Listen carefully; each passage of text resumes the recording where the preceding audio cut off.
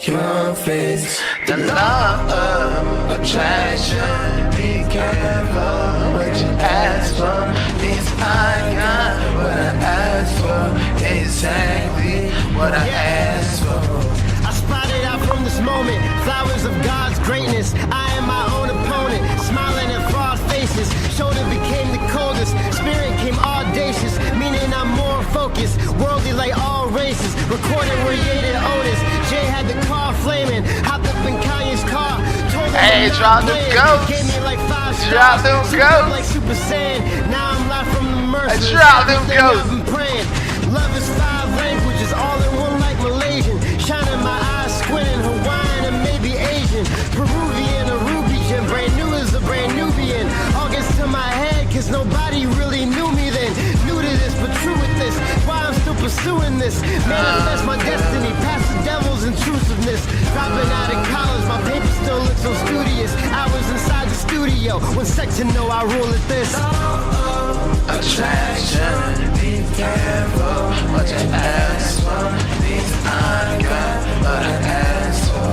Exactly what I asked for. Couple bitches and some women I don't have time for. People cross me, but I'm forgiven as my Lord. If there's not a heaven, then what the hell do we die for? High as Orlando, driving up on the I-4, looking up at the sky. What the fuck do I cry for? Views from the tallest building, I'm jumping off of the eyesore.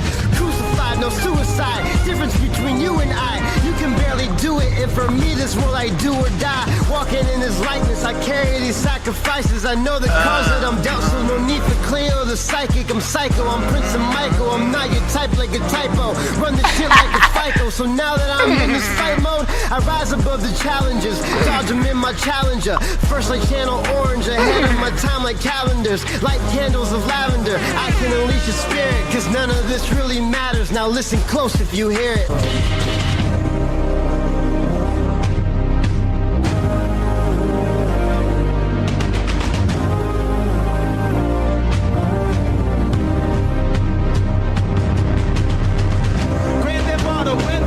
We in the game, we in the game. We are the same, we are the same. Money ain't real, time ain't real. Money ain't real, time ain't real. Money ain't real, time ain't real. A dream to be to measure. Follow your pleasure. Follow your face. The love.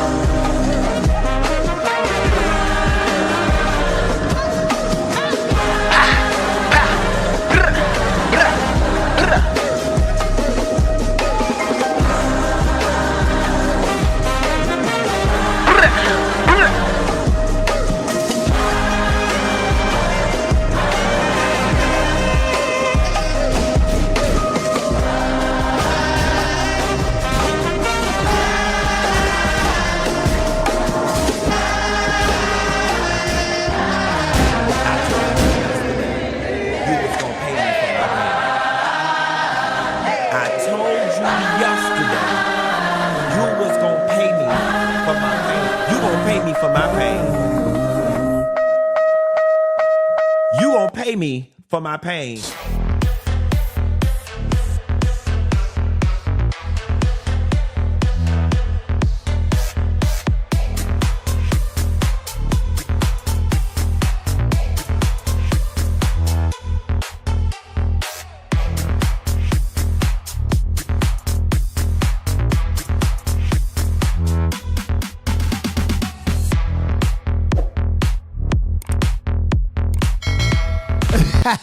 What's up? What up, everybody? Happy Friday, man. I love y'all. Look at them goats, man. Shout out to the goats pulling up, man. Pull it up to show some love, man. Hopefully that love can turn into some motherfucking currency, if you know what I mean. Shout out to y'all. What's up, Aunt Deb? What's up, Elizabeth? What's up, Raw Love? What's up, Jessica Bush? What's up to my A1 Day One supporters, the people that came over here on Twitch from that other platform because they believe in me, they love me, they like me, they understand. They're going to stick with me through thick and thin. And I appreciate y'all from the bottom of my heart because guess what? Besides money attention is a currency that people would do anything for, okay? People that make real money don't have no attention, so they come online and get some attention. So the fact that y'all pull up and support me, I greatly appreciate it, okay? I want to tell you guys, if I'm going through something with a subscriber or a content creator, that's an anecdotal situation. Don't let them believe that you don't have a chance to have a relationship with me because it done messed up with them and I don't want them around me, okay? Oh, Lord. Please understand that, okay? I don't care how many people y'all listen to about me. So as long as you love me, I'm going to love you. You love me. You know you love me. Hop about the bushes. Tell the people that you love me, okay? If you driving, if you busy, pull over on the side of the road. If you never came out the bushes, come on out the bushes and say hello to the people. Now, on Twitch, okay, to the people in the bushes on Twitch, you know, y'all going to be highlighted on the screen.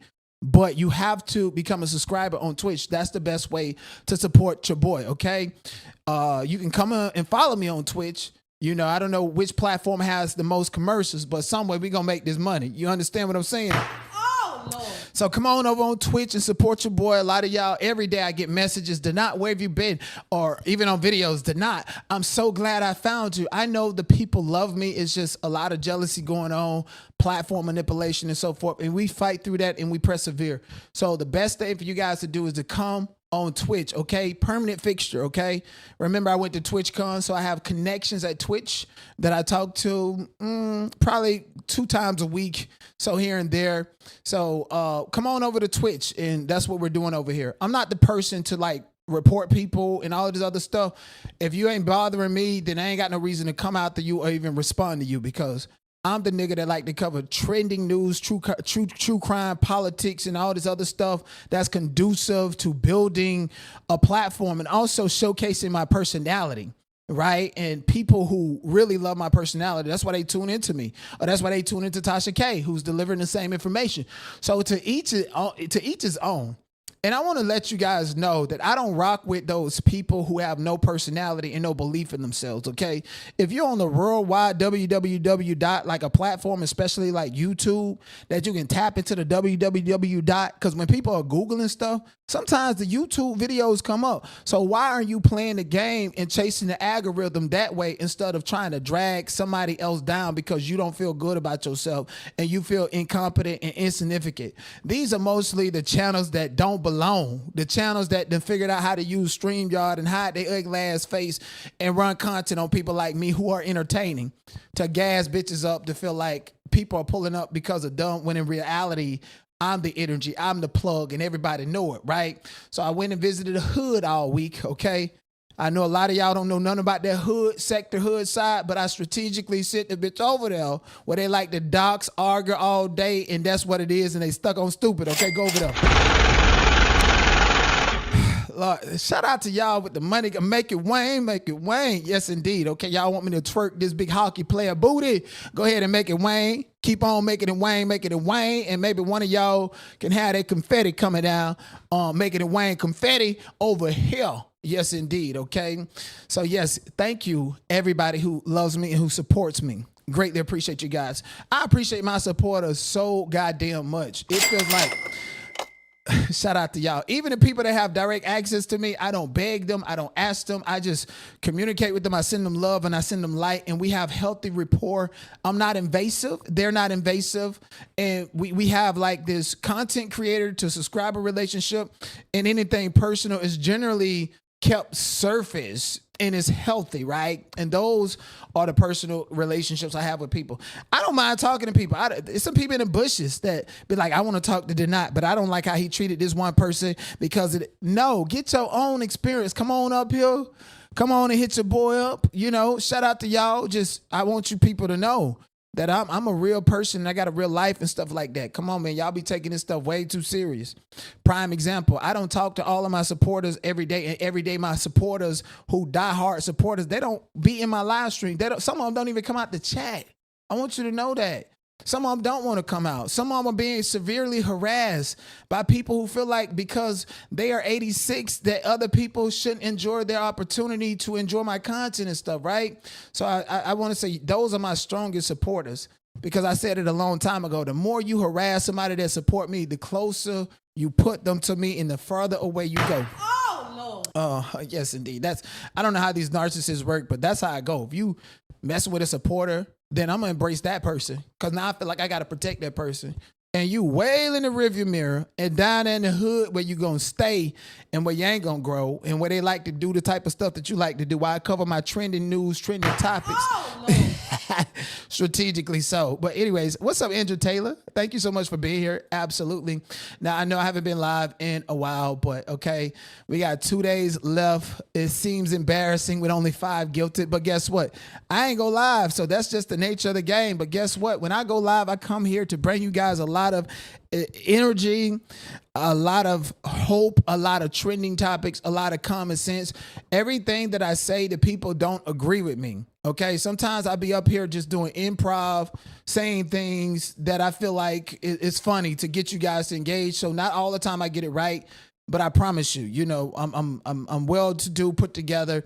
Half of the things that I say, especially when I'm acting crazy and rambunctious, I really don't mean it. It's just whatever it is, and it's gonna be the best motherfucking improv in the comedy, the roast, the gag, and shit that you're gonna find over here. Shout out to y'all. Can I get at least 20 gifted in this video? 20 gifted. Shout out to Big Mama with the 1,000 bits. OMG with the 400 bits. We got 2 days left to go. Can I get at least 5,000 bits in the next day, please? So thank you. Also, I'm going to be covering a lot in this video. If you find what I'm covering to be interesting and like my opinion about it, clip it. And when you clip it, you can post it on your Twitch channel, download it, post it on YouTube, post it on Instagram.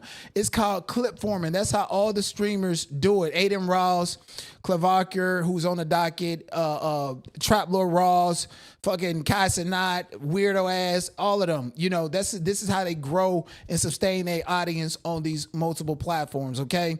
So if you're on Twitch, the best thing to do is whisper at me if you want direct access to me.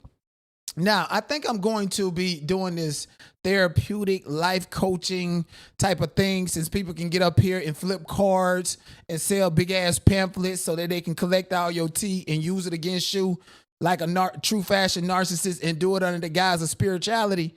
I'm going to start me a talk, whatever, you know, private conversation, private whatever. And that is not to anybody that has already messed it up with me, and I don't want no access to them or anybody connected to them. Are we clear? Oh, Lord. All right. There's no bird calling or anything, but I love y'all. I appreciate y'all. And I know a lot of y'all try to get in touch with me, but I cannot get to y'all messages as fast as I want to. Shout out to y'all. Let me refresh this, see who's here as far as the moderators and the people in the chat, in the bushes. Shout out to the moderators here. Big Mama, absolutely. Thank you. I know you was here, people. Yes, Big indeed. Mama's here. Big Mama's here. Thank you, Evangelist Val. Yes, that's Evangelist Val. Thank you so much. Thank you, Deb, for moderating this chat. I greatly appreciate you. Everything that I do. And Deb, I actually was meaning to call you because I haven't been live lately to check up on you, you know, and I actually am going to do that within like the next 18 hours or so, because after this live, I'm going to party. I'm going to party until the sun come up, okay? Let's be clear about that, okay? Oh, Lord. Shout out to y'all. And shout out to everybody else over there on that other platform. Please keep in mind that this is a long, full-fledged video. If you came here for a specific portion of the video, I'm definitely going to get to it on my own time. And if you see me like upload a portion of that video, then go and watch it, support it, like it, engage with it. Even if you've seen it, just go and like it, thumbs up, hype it up and everything to make sure your boy is growing. Getting back to where we belong, since all the haters and the opposition wants to try to knock us off, okay?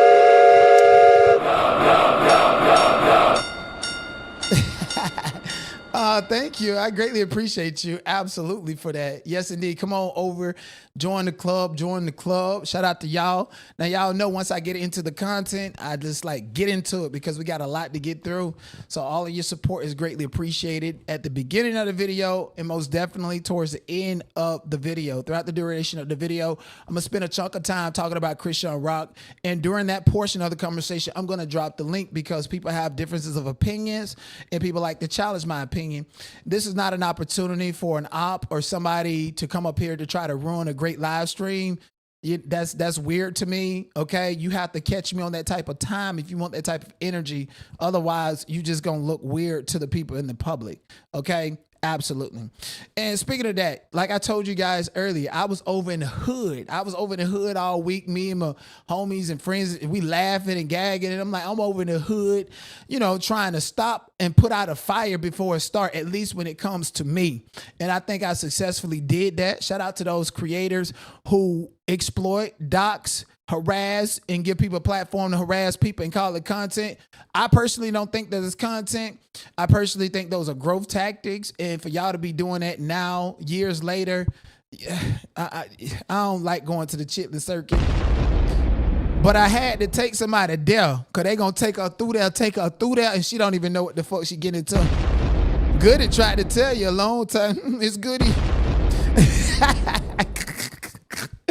So, you know, somebody tried to take me through there, and I had to take them to the night water and get my little shit off and let the people know what's good and drop that biddy off over there, so that now they got their own stuff going on over there and they can fight amongst the peasants. Because, bitch, I'm not getting off of my chariot to throw tomatoes at no peasants no more. Let's be clear.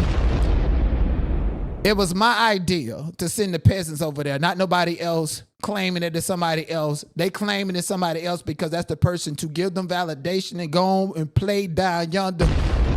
I'm not getting off of my chariot to throw tomatoes at these peasants no more. And most of y'all don't know what I'm talking about, because I did not share, did not want y'all to go over there watch or anything. Shit, I'm like Elizabeth, motherfucker. Anybody that you are in connection with, bitch, I don't want shit to do with. Oh, Lord. And by the time they find out who you is, that's when we gonna get to dragging them. Because see, when I was trying to tell them over there in the chitlin circuit the truth about people they want to listen, and they was like, it's content, and don't know they dealing with a real crazy one, a real sociopath. That's there to collect your audience, and you will have to fight for your audience back from that cuckoo bird at the end of the day. Left them in the chitlin circuit, keep screaming and hollering my name, keeping me relevant in the chitlin circuit, and I ain't got to go down there. Not no more, I don't. Bitches really thought that they was playing on my top. No, I let you believe that you was playing on my top, because see, you need to know who you dealing with. Me correcting a CC, stalker, harasser, somebody that get these people platform to do all this shit about a false pretense and reinforcing my need to detach from a crazy person is not a back and forth. Okay, shout out to Gooditopia. She's tagged at the Wrecking Room. Go and take a look at her. Go and take a look at Polly Cocky. She's one of the white people that stay in black people business, but she know better than to say the N-word. Yeah, y'all are dealing with a person, and we ain't even got to mention no name over here, and it's blocked out of the chat. A parasocial builder. These type of people are fast track intimacy. They overshare, love bombing, making you feel special to create a fake closeness with you. This includes, but is not limited to, acting like a scapegoat or an attack dog for somebody because you want to align yourself with that person publicly. And as soon as they get out of line, you're going to do what? Use the information that you have harvested. While you think is bonding with this parasocial lunatic, they're collecting details about your life, habits, vulnerabilities, as well as who you're connected to online and what they can find out about them to, you know, use and hold over your head and tell you, I'm going to use this and say this publicly that you told me about such and such if you don't stay in line with me. That's where the switch up phase come. Once you pull back and see through and see them for who they are, their tone shift. Coercive control. Every bit of information that they've gathered from you, whether you've known they gathered it or not, whether you gave them your phone number, they done pulled up your house, they know the name of your cat, your dog, your son, your great-great-grandparent. They know all of that shit about you just by giving them the phone number, let alone any and everything that you're going to tell them, while you think that they're being genuine and collecting information off of you. So when you don't want to fuck with that person no more, if there's a notion called coercive control that happens, they use what they know, messages. Even if you sent them a message and meant it as a joke, they're going to come back and twist it and turn it to be something else that you didn't mean, to keep bullshit going. Person information. Oh, I got your address. I got it off of this, and it should be okay because this is public information, and I'm letting you know because I fuck with you. But the whole time you letting them know because you know people are tired of you and don't want shit to do with you. And now you got people subconsciously scared of getting rid of you so that you can go publicly and give up the information that you've collected off for them while they thought that you was being genuine. the screenshots, the posts, recording everything when people think that you're being genuine and not even thinking about you, recording this video and somehow going to make everything about you. Reputation insecurity. Nobody likes them in real life. Even their own parents would come out and speak against them and throw them under the bridge and under the bus because they rely on controlling people online because real life relationships, they do not stick for them, okay? So when you're dealing with somebody like that, and you got dumbass people down there in the chitlin circuit with the same little few bit of audience people that you know, and hey, how y'all doing? Let me come on down here in the hood and visit. Let me drop this lunatic off here, okay? This is a chicken head right here. Go ahead and do everything.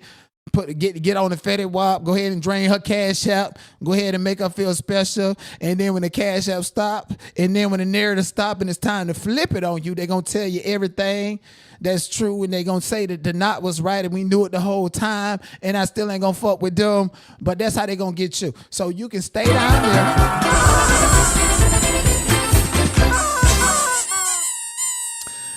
Thank you, Jessica. So you can stay down there. Again, bitch, can't nobody outsmart me on this shit the whole time.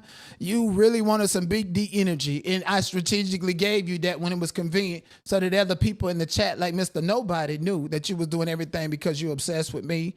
Bridget don't like you. She told you to move on and find something else to talk about besides the knot, and you want to go on all these platforms, keep talking about the knot, and people are sick and tired of it. You got so mad you done talked about the girl deceased parent when she don't live too far from you, and I warned you about that. See, people that are crazy do the absolute backwards type of shit, fucking up relationships everywhere you go. It's not a not thing. It's an everybody problem.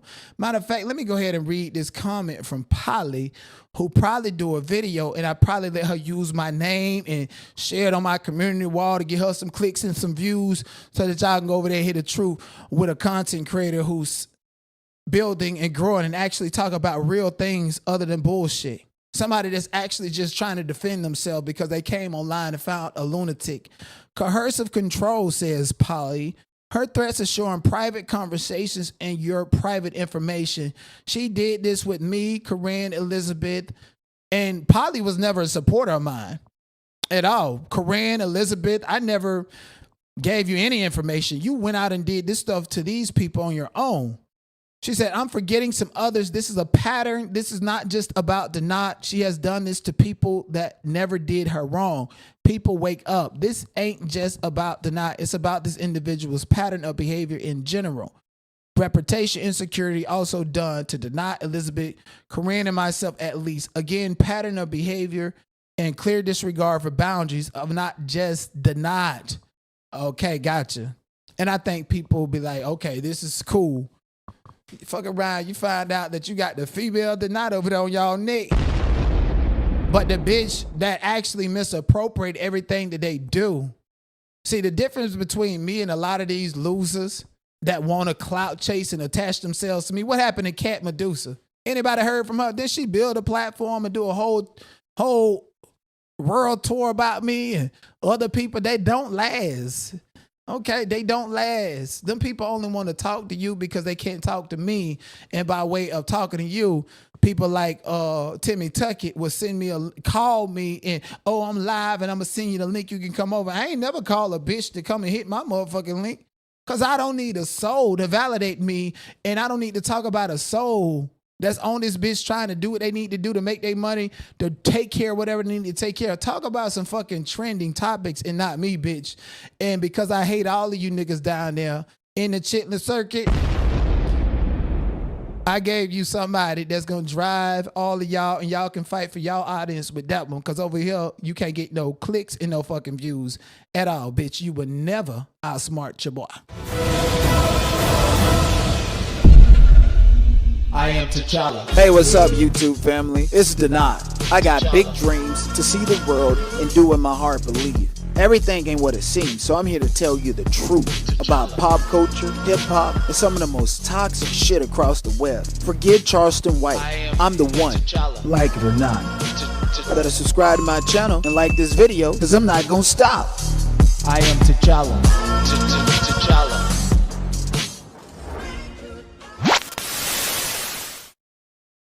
Who they think they playing with? They should have listened to Goody from the jump. And it was a big, bad, goofy person that had the nerve to try to attack me today. And I'm like, how you attacking me? Your priorities are messed up, man. You came live crying like this, crying big-ass Mercury retrograde tears, saying that your mother had both of her arms and both of her legs chopped off. And you on this platform playing with people and you wail over in another country and trying to play the dozens with people. And while you playing the dozens with people, you want people to not talk about parents because you not realize that, yeah, you came and cried and made about $200-300 telling your business to your supporters, but other people was listening. And we felt bad for you. But now you attacking people and being homophobic, being all of this stuff. Bitch, the dozens is about finding out your goddamn pain. Fuck wrong with you. If you dumb enough to put it online, it's content, okay? Ain't no sense of you trying to attack me, ma'am, at all, when you have came live and said that your mama is a double amputee, a grown woman. Why would you tell people that publicly on the internet? Cry. You know you ain't Black American because we gonna gag at that shit. Lord. And you playing possum and rolling over. Listen, I don't want to do you in. It's bad that your mama is a quadruple amputee and you have to change her bandages. I feel bad for you. I actually poured into you and supported you because I knew that you had to take care of your mama. You was crying because the robot got your platform the fuck up out of here and you didn't get no goddamn money. You was crying, huffing and puffing and sitting over there struggling to monetize and went from 800 subscribers to 1.3K subscribers, where you've been stuck at for 8 months. And the only reason you went from 800 to 1.3K is because of the knot. No different than the lunatic going up in subscribers playing with my name. At some point, it stops here. It stops here, so I helped you, sweetheart. You cannot play with me with the information that you have out there, okay? And then on top of that, I don't even have to talk about your mom because why would I do that to somebody disabled? That's somebody disabled that cannot walk, that cannot feed herself. Yet again, you stay live and be in a kitchen, a dirty-ass kitchen all day. So if you really care about your mama, clean up the kitchen and cook her some food. Or what y'all living off of stove tops? The fuck y'all living off of microwavable dishes? Like, how's you taking care of what you need to take care of? Then you lose a whole lawsuit and talking about my lawsuit? Bitch, I'm not the DL Whisperer. Let's make that clear. Oh, Lord. Then you lose a whole lawsuit and got $1,000 and was supposed to pay the people, and you ain't did it. And we know you didn't spend it on your mama. We know you didn't spend it on no housekeepers. We know you didn't spend it on a new wig because it looked like that fucking trash-ass wig that you had, you went and washed that bitch and plucked it a little bit and put that bitch back on your head is what it looked like because I see it thin day by day. What are you talking about? Yeah, can y'all make it Wayne? Make it Wayne. Make it Wayne over here. Look, one of my day one supporters, shout out to Jessica Bush. I had a great conversation with her yesterday. Yes, indeed. I know you talking about when you said dirty kitchen. It takes jokes. That's you. You don't know who the fuck I'm talking about. Petitioner say everything I say is talking about him. Filing fake police reports and everything. So who am I talking about? I'm talking about the whole world. I ain't talking about nobody. Why would I put a headshot on it? When one sub killed 8 bitches Ocean Gate. You know I'm like Nikki at this shit. They want to tear a nigga down, but you can't. I'm the GOAT. Put some goats in the chat. You understand what I'm saying? Put some goddamn goats in the chat. But yeah, clean that kitchen up. Okay? Don't come out here and cry. And every other day you posting up a new family member. Make it Wayne. Make it Wayne. Every day you posting up a new family member that done died and you can't go live because you can't go live because somebody get on your mama. Bitch, you cry for days and don't go live. Get the fuck up out of here. Oh, You and the dirty ass, dingy ass beat. Fuck wrong with you. Y'all make it Wayne over here. Make it Wayne. Make it Wayne. Something that ain't finna happen over there. You be lucky to get whatever you get. Motherfucker, you can't clock me. Ain't nobody said you got to scam to get some money. This is the lady that came from the camp of Sean Atwood. Scamgate with Lil Miss Yum Yum having scams on niggas that's dead in prison and saying that they need to get out. Shut up and take my money. Oh, child, let me take the money. Who is that? Don't tell me that she paid telling me. Shut up and take my money. 3, 2, 1, go!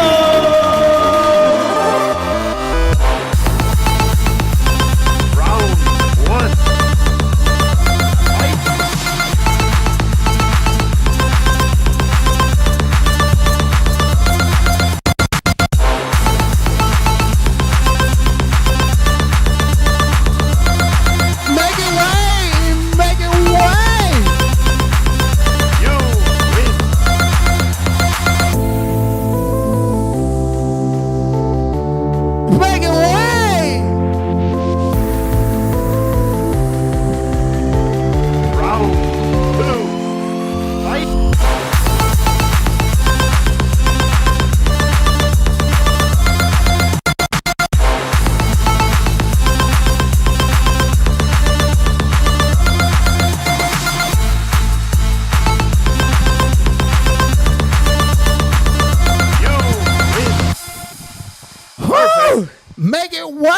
Make it way.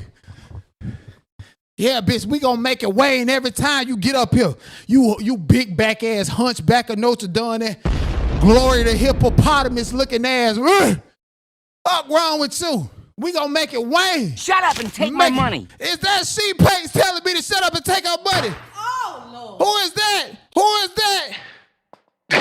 that? I'm fucking with y'all. What's up? Can I play? You know what I love? I love the fact that I come here with a full docket and feel like I know it's going to go, and y'all just be showing me love, throwing me the fuck out. Correct that whip. I can't get mad at no money. Y'all finna hit the jackpot again. Let me go and take this jacket off. What's up, Polly? What's up, Polly? They say you over there saying the N-word. I'm just kidding. I'm kidding. I'm messing with Polly. She didn't say that. Don't take that against her. I'm joking. Okay, I forgot. I said something earlier and then you pulled up, so I was like, people actually might believe that. No, it's not true. I'm just fucking with Polly, okay? All right, so anyways, it's lawsuit gate around this bitch. Y'all remember that big ass Seawell? The Seawell. What's her name? Brene, the TikToker. TikTok is doing a number on black women, okay? One bitch rolled past a white old man and thought she was going to get away with it, and then she behind them monkey balls now. Oh, Lord. And Brene, the TikTok person thought she was so famous with these big ass edits, look like she finna step on them. She done stole this woman's husband. Went to court and lost. Had to pay her $1.9 million. And the lady came to collect. Yes, indeed. She said, you collected my piece of bomb, and the man ain't nothing. And it looked like his stick ain't nothing. It ain't hitting on nothing. Okay? His stick ain't hitting on nothing. Now, I can see it was somebody like the Knot King Ingeline, where I got niggas and bitches wanting to push it out for me. Yeah, but his dick ain't hitting on nothing. He look like one of the DL niggas. You done stole this lady husband, and this lady done sued your goddamn ass, and now she coming to collect. Oh, Lord. Child, you don't know like me? She the silver version of DL Whisper, just don't know how to litigate. So they came and got 40,000 just like that, okay? Like Beyonce said, always, what Beyonce said? Always stay gracious, best revenge is your paper. Now, the same way you got him, you gonna lose him. You got him by flashing extra money. And now his wife saying, bring home the bacon. And now his wife said, oh, no, you can stay over there. Come on over here and get some of this. And I can give you a little bit of her money when I'm ready, nigga. Fuck wrong with you. That's the ultimate powerful feminist movement I ever goddamn seen. Okay, that shit Trump loving versus Virginia, where black women marched up to the Supreme Court and decided to marry a cracker first. Oh, black women divested first. They is tired of niggas. They divested and now they taking these bitches to court and making them pay them. So the nigga can come back crawling like a dog, like the dog he is, to get some of that some money that he ran away to. And I ain't got none of. Stay on over there. So I know she miserable. She was on a talk show. What talk show she was on? Was it Jennifer Hudson? I'm like, girl, you looking for attention because I ain't paid your black ass to be over there. I ain't paid you to show up on the Jennifer Hudson show. Shit, they ain't even paid Dr. Pepper, baby. It's good and nice. But they ain't paid her nothing. And you just want the cloud and the fame and the attention. Girl, get out here crashing the fuck out. Okay, get out here crashing out. I wonder if it's going to take you just as long as Tasha K to pay back that woman and her motherfucking debt. Is it going to take you just as long to realize, girl? Go ahead and start a GoFundMe. Swallow your pride or something, girl. Just go live and stand right there on the bridge. Close your eyes and just picture you on the Titanic hoping that that nigga that you done lost everything for going to come and motherfucking save you. She is a hyena. Put her in the zoo. And you know, y'all know I'm going through my own case and stuff like that, okay? And I say going through it, bitch, because I ain't a DL whisperer. I ain't finna let a nigga jam me up in motherfucking court and then cyberstalk me and act like they the motherfucking victims and shit like that. Get the fuck up out of here. I'm not the DL whisperer, honey. I know how to actually litigate and what to do, okay? So, you know, my case was weird, and I was telling you guys certain things about my case that went wrong during the hearing, such as I was not able to cross-examine the petitioner. I was not able to cross-examine that person. That's a due process issue. I asked the judge, hey, do you have a relationship with the attorney? She didn't say no. She said, I'm not going to answer that. I ain't got to answer that. Who you think you are? And I got the court records to prove it. She turned to an angry black woman that showed her true colors and didn't know that I was asking questions and preparing my record, okay? You're going to have to play the long game with me, okay? I'm the same nigga Los Angeles District Attorney's Office has tried to put 30, 40 charges against, and I go and I beat them bitches. You understand what I'm saying? I'm not the DL whisperer. Ain't no fucking way in hell a public pretender is gonna tell me to waive my right to a speedy trial and I'm gonna sit there for up to a motherfucking year. You got me fucked up. Let's take that shit to trial. It's fuck the judge, fuck the district attorney's office, and I say fuck the district attorney's office because when I get in trouble, way back when I get in trouble and I gotta be represented by a public defender, them bitches gotta go and get a real lawyer to represent me. Cause ain't no fucking dumbass district attorney gonna represent me, and ain't no motherfucking dumbass district attorney who done hiked her motherfucking skirt up to become a fucking judge gonna check me. Fuck wrong with you? So, you know, I know how to litigate. I know what to do. And, you know, somebody said that I got a warrant, and I just want to break down the law for you guys, okay? You know, here's a little piece of the transcripts why I break it down and make it make sense. Thankfully, it don't say nobody's name as if I actually give a fuck about your name. This is information for everybody to know and for everybody to take heed that your boy show up to them true crime celebrity cases because I know what the fuck I'm talking about and doing and not because I want to sell some asshole. So when somebody's in court and they're talking about you harassing them, you got to understand what's called protected activity and not protected activity. You can block people on social media, okay? I'm not on no burners trying to get to you. In approximately time period, has he been blocked on those, okay? Since the filing of a petition, this goes to anybody, how many times has responded, contacted you by any method, not including me, Jess, like through email, telling me like about this, like how I should get a lawyer, and like probably 2 or 3 times? You fucking dumbass.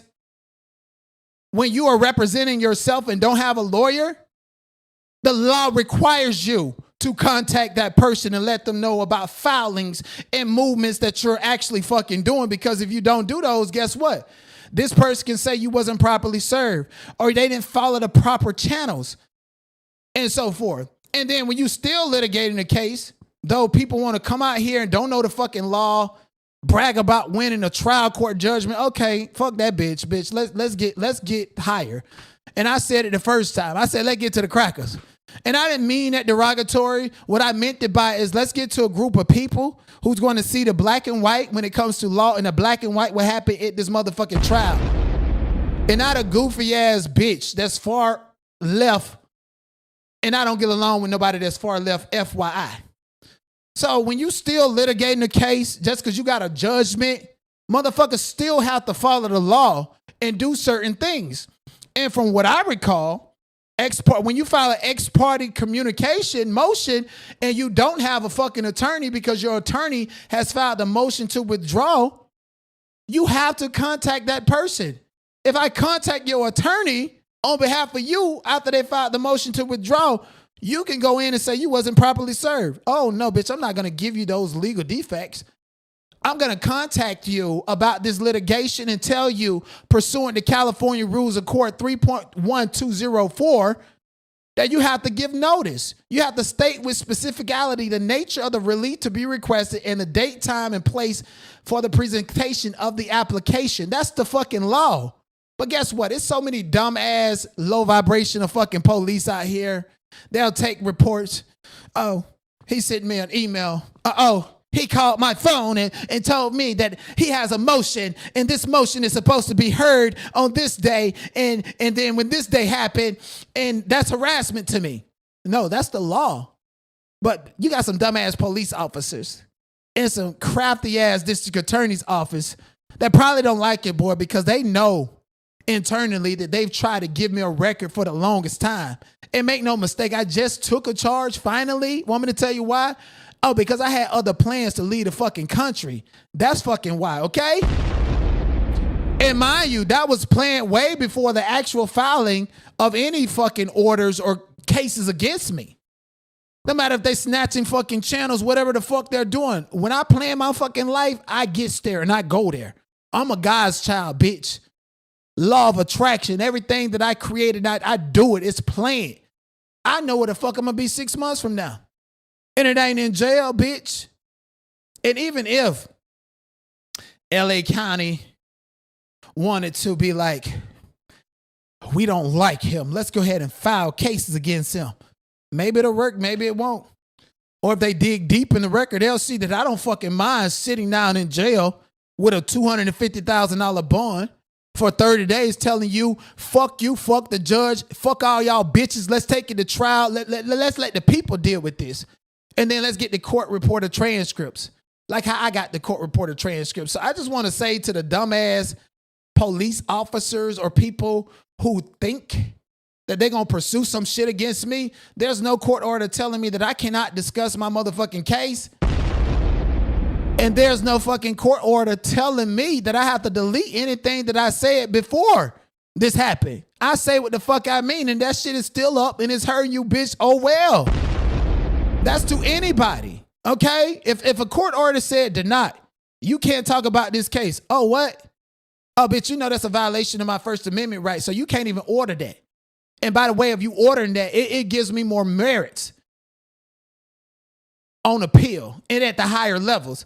So there's no order telling me that I cannot talk about the case at fucking all.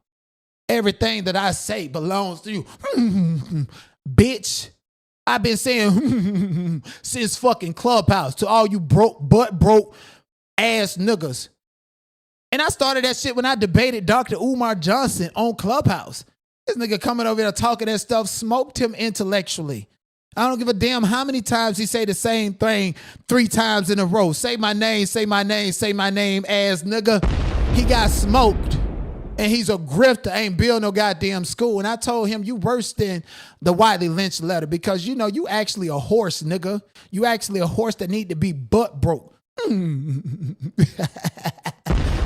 I ain't talking about nobody digging in fucking dookie and shit. Let's be clear about that. Okay, so if a bitch ass nigga or anybody think that they can get restraining orders on people and completely silence them and correlate jokes that they've had for years before they know them, or correlate everything that somebody do to be about them and publicly brag about it, that means you a fan.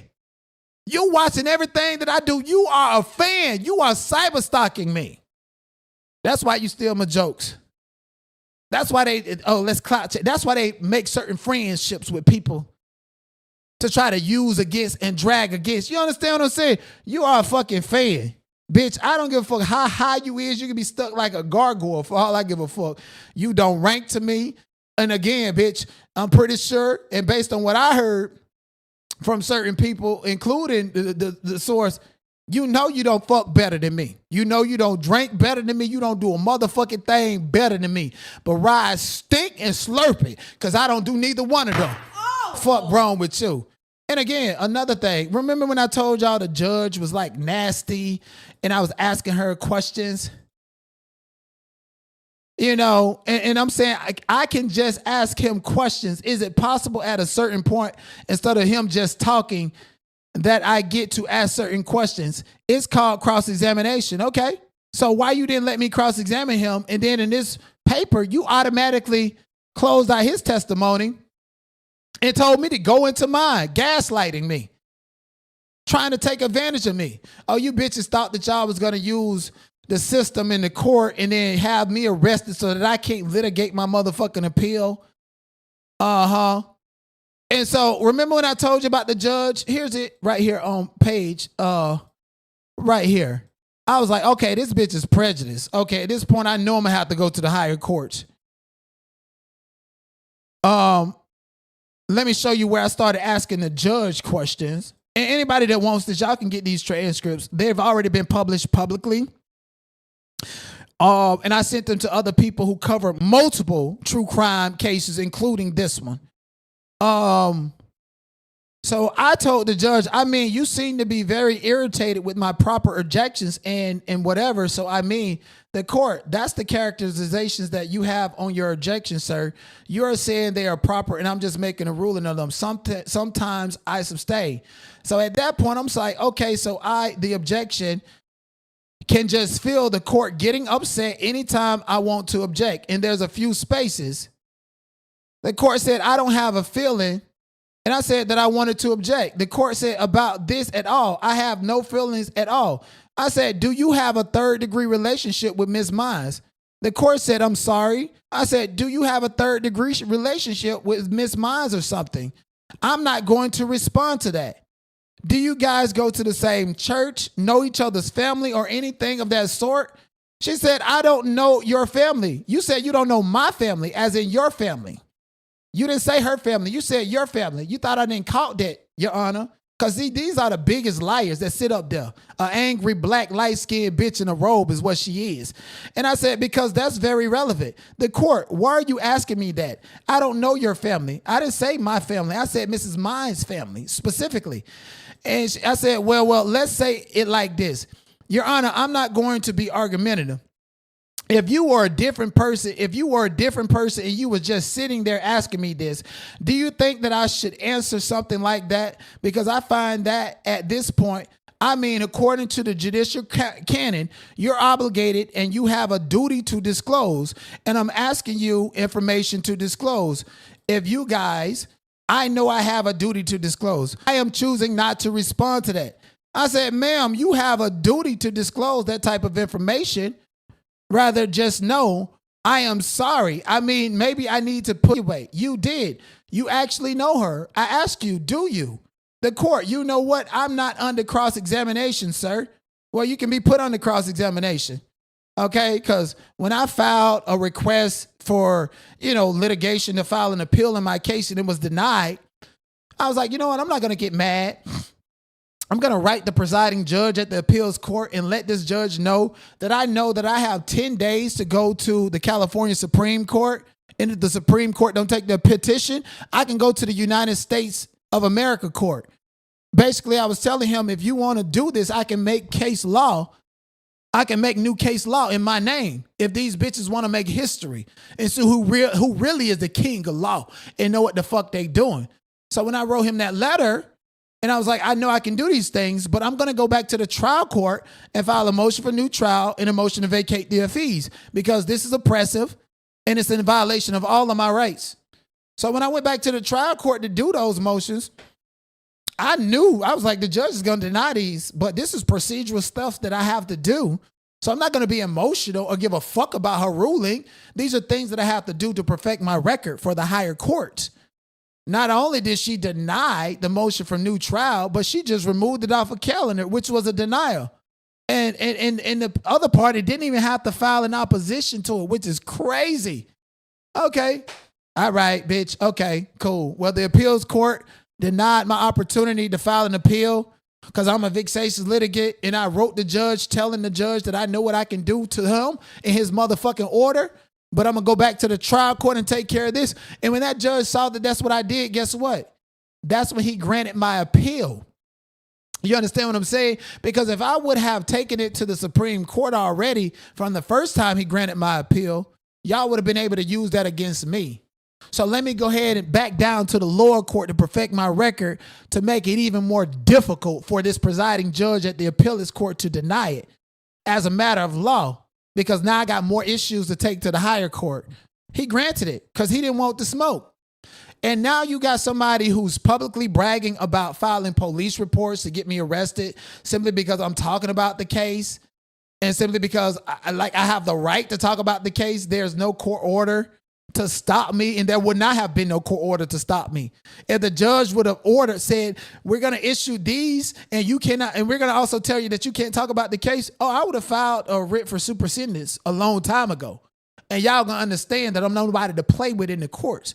If you want to make history and you want to know how to do this stuff, I'm the right person to motherfucking play with. Beef with who? You got the right one. All these YouTubers ain't got to like none. Ain't got to like none. Ain't got to bend for none. Ain't got to fuck all of them. This right here is a game about somebody insecure that they not me. Somebody insecure that they don't know nothing like me, can't move like me, and somebody that wants to eliminate competition in violation of my First Amendment right. And now you want the police and manipulating the police. And by the way, even though I just filed some papers about the third degree relationship between, Jasmine Mine and Holly Hancock at the court and in the papers, I said, no way I'm insinuating that they do have a third degree relationship. I want her to deny that because I know you have a third degree relationship with Jasmine Mine. I already found the connections. Yes, indeed. It's called technology. I already found the connections. And they go strong, and it's multiple legs of connections from the church, from you being a public DA, a public defender's office, and she being a criminal defense attorney. You got so many connections to this attorney. So if you didn't have no connections to that attorney, you just like the judge who did not grant the temporary restraining order would have threw this shit out a long time ago. And then on top of that, absent the words. Your evidence wasn't even filed in the court, and it's too late to file them. So you ain't got no motherfucking evidence on appeal. So your best option is to try to get me arrested by lying to the police and having the police to convert your police reports to the district attorney's office who don't like me, who's been trying to give me a criminal record for a long time, that throw me in jail, that treat me like the DL Whisperer. It's not going to happen. It's not gonna fucking happen. Worst case, bitch, I'll sit down for 30 days. Because unlike you bitch ass niggas, I can go to county and do some motherfucking time. Gonna run shit, nigga.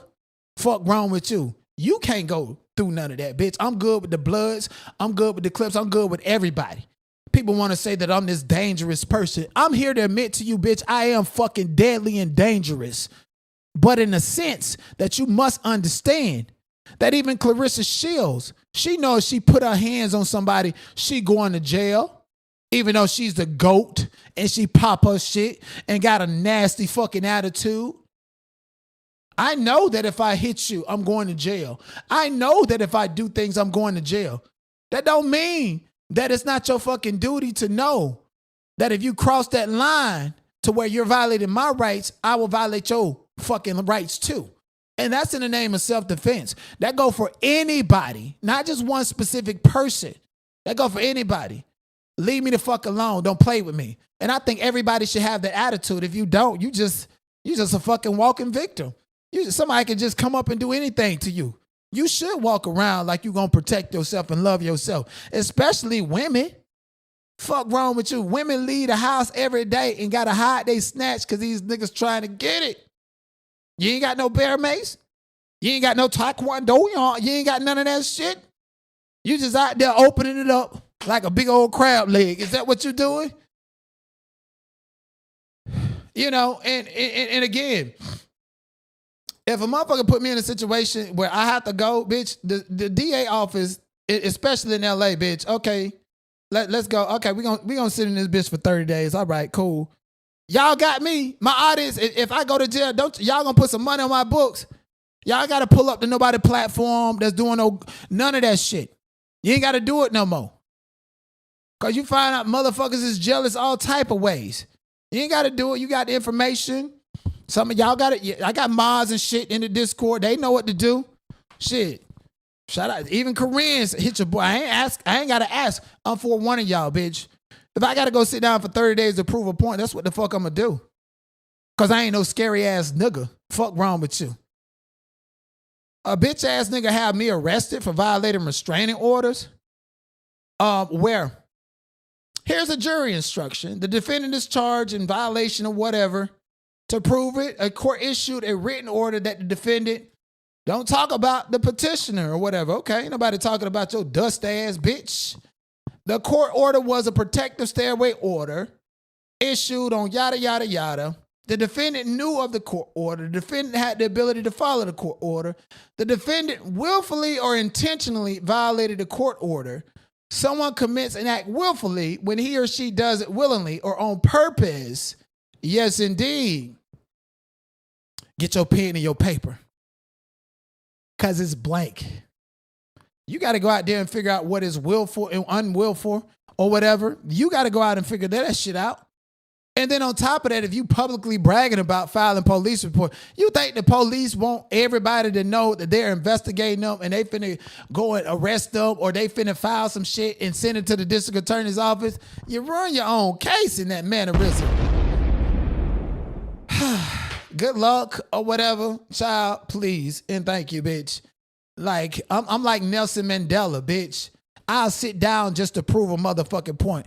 I'm not gonna get butt broke, bitch. I'm like Malcolm X. And black Americans are the reason somebody like Malcolm X is not here. You bitch ass nigga hoop and holler and act like you ready to die for something, but you won't kill.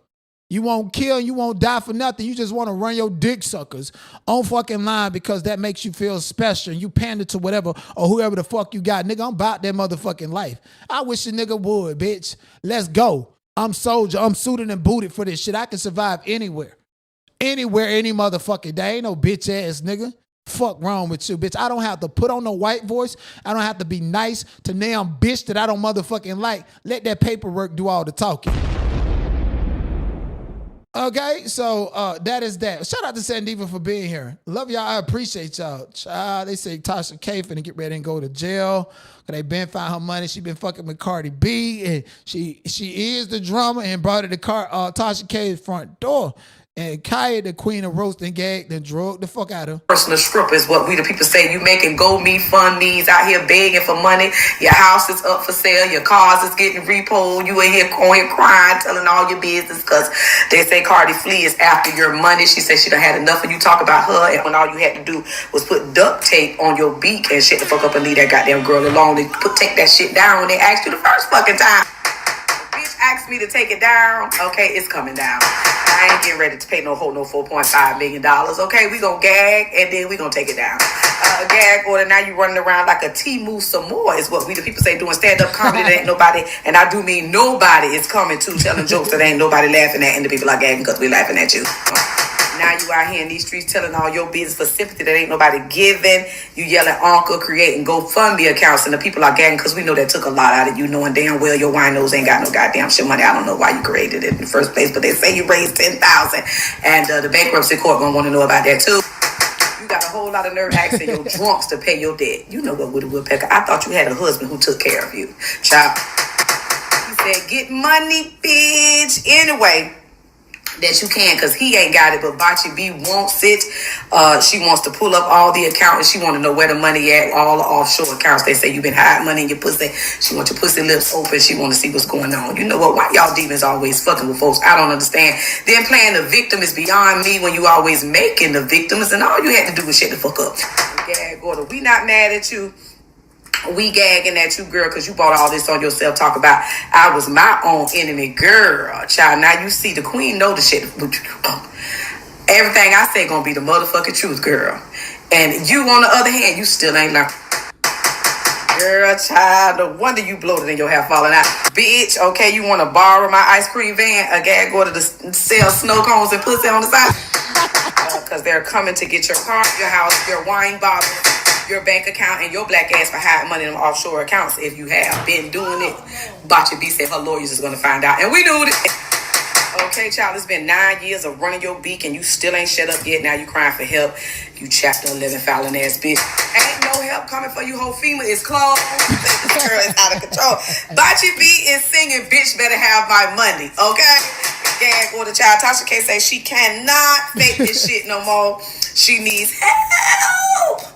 I need somebody's help. And Clarence and Boosie.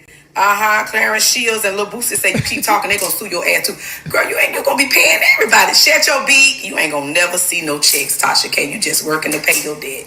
In that order. Oh my gosh, that is fucking hilarious. And to that channel, that shit coming out. Kakai put strikes on a motherfucker real quick. Yes, he do. I feel bad for poor Tasha K. I do, because, and the thing about it is, like, when I did the video breaking everything down, like, this is what I mean by everything in content, because sometimes you could be working for the police and giving the police ideas. So I really hope that Tasha K persevere. Hope she collect the money that she need to collect, and I hope she learned the lesson. You know, she say she learned the lesson to where she's not going to slow down her business. She's just going to work within the guidelines of what is protected under the First Amendment. And I don't fucking blame her, because if a bitch ass nigga think that they going to file some paperwork to come and collect some money off of me, oh, bitch, you mean because, you know, that shit was filed less than 12 hours before the hearing and it was buried in all these paperwork? Are we going, how many appeals do we need to file in this case? Okay, because I'm already prepared for the presiding judge not to give me permission to file my motion to vacate the state and go straight to the goddamn appeals court, who know that I'm already setting the record up to go to the fucking United States Supreme Court. They're not going to want to let me even get to the United States fucking the Supreme Court of California. See, that's what happens when you know how to play the paperwork game and you write these judges in the higher courts and prepare them for what's coming next. See, that's smart, because see, they got to stay there. They got to live there. These motherfuckers taking side money bets. So, oh, I bet you if we rule against this, this is going to be the end result of the case. Oh, they go to acting straight up when it comes to me.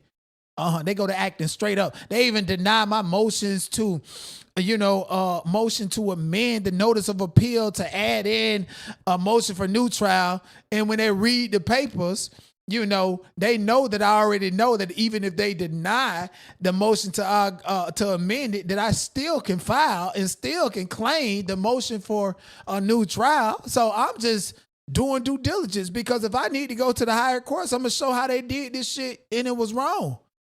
Oh, I'm saying all these bitches up, all these public officials ain't number some bitches in the road.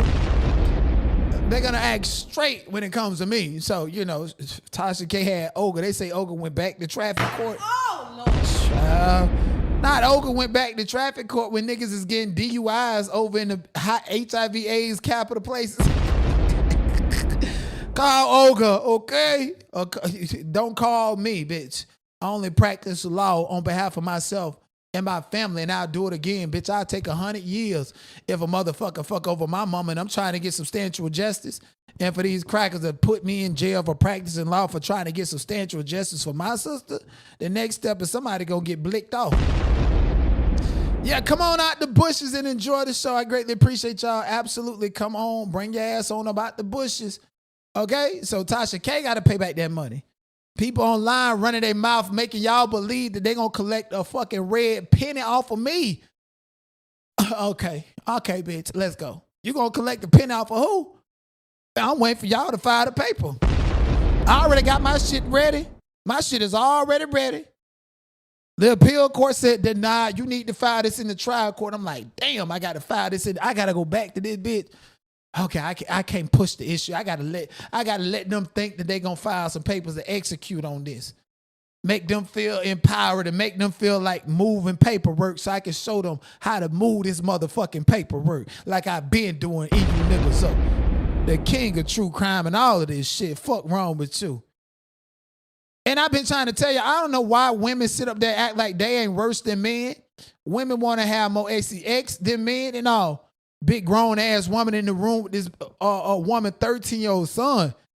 The police would have been picking her up off the floor if you ask me. Stinking motherfuckers. Look at this stinking bitch up in here. Look at this stinking bitch in my motherfucking house with my 13-year-old motherfucking child. I smacked her goddamn face. She better be glad I ain't killed her yet. stinking bitch, but the sit there cleaning on the motherfucker way. Oh, trifling asshole. Fuck you. Yeah. Meant that. Big nasty motherfucker laid up in here naked when I motherfucking got here. Stupid sloppy bitch. And I got her key. You ain't getting no motherfucking thing, bitch. Man ain't getting you shit. That's a fucking child. Man ain't getting you nothing. Man, I ain't gotta tell my son, bitch. I done told you before if you drive that motherfucking black car, bitch. I done told you that man, it don't matter. If y'all bitches won't come no motherfucking more and you ain't going out there. Don't fuck with me. Don't fuck with me. You think it's funny. It ain't motherfucking funny, boy. Yeah. Look at this nasty bitch. Look at her. Okay, can you let me out? Oh, nasty. You ain't going no motherfucker. Get out the door. When the police come, bitch. When the police come with your stupid ass. Girl, I'm gonna knock your motherfucking ass out. You gonna stay? I don't give a fuck. If you hit me back and now, I'm gonna bone your motherfucking ass up in here. That's what time it is. Fuck you, man. Shut up. Get the fuck out my goddamn face. I meant that. First of all, she named her son Man. Shy, it's a wonder she ain't smashing him too. Cause you ain't had no business with this sloppy motherfucker up in here. You ain't had no business with I'm sorry to think that she mad because she's sloppy. She hating on the lady body and feel like her body a little bit better. Again, she named her child Man. Bitch in my motherfucking house. Fuck her. I'm waiting on the CP motherfucking D. Look at her. Oh, dust ass. Bitch up in my motherfucking house. That bitch. You ain't with yeah. Let me out. You to do what the fuck you want to do. Turn up then. Turn up. Let you out, girl. You is going to jail for a long time, bitch. You better fight your way out there, bitch. That's what she said. Turn up then. Man, nothing. Turn up. Get your mama. Turn up. I'm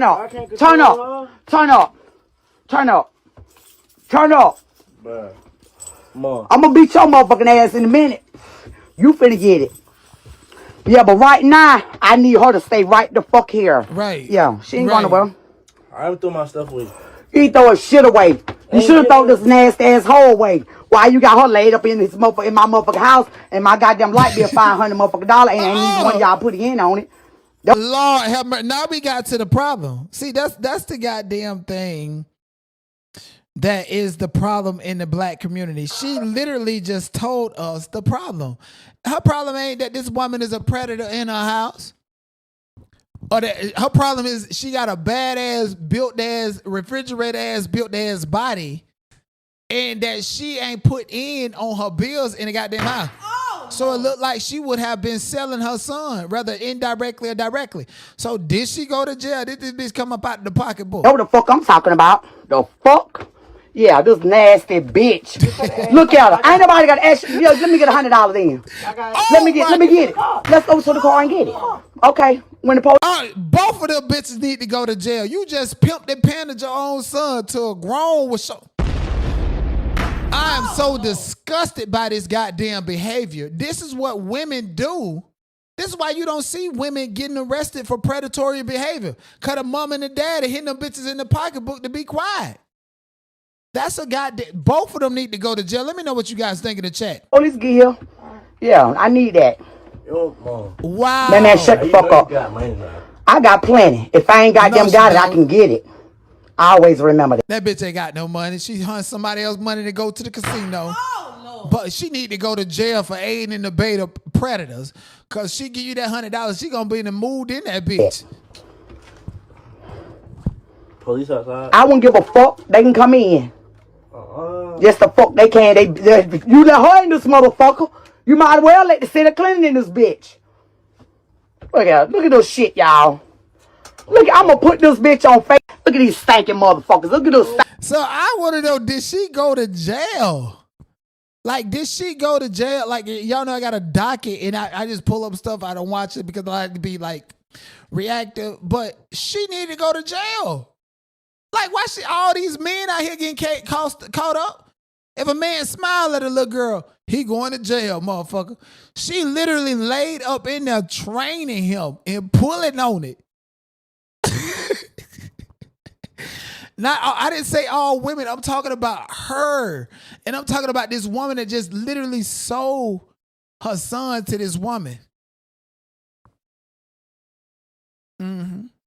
and y'all think it's a black women hate black women. That's why black women let their daughters go through it. No, it seems like ain't no fucking love and light in the community at all, bitch. That's why I send bitches that I don't like to the chitlin circuit. A predator gone, another one bites the dust, and we ain't. And we don't give a fuck. Jarvis Butts, the man who unalived 13-year-old Naziah Harris, found unalived in prison just 2 weeks after sentencing. Didn't I tell y'all a long time ago, this is a public outcry? He was trying to snitch on King. He was trying to snitch on everybody. He know all the street tea. He can turn feds and turn up information and get lighter sentence. He's the one who knows if Shannon or what Shannon did. They already got your seed. You gone. You're gone. Your name tarnished. They can't even put you on no motherfucking t-shirts. Can't nobody even grieve you in public because of this. Get up out of here, creditor. Again, you know, the state of Detroit, Michigan don't have the death penalty. And I already told you guys a long time ago, if a grown-ass man is touching on a little child, then he needs to go. Yes, indeed.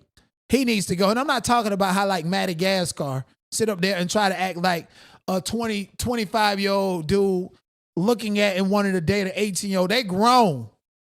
You know, the law says that can happen regardless of how you feel. If your moral compass tell you if you 25, you can't date an 18-year-old, that's fine. That's moralities. And we all got different moralities.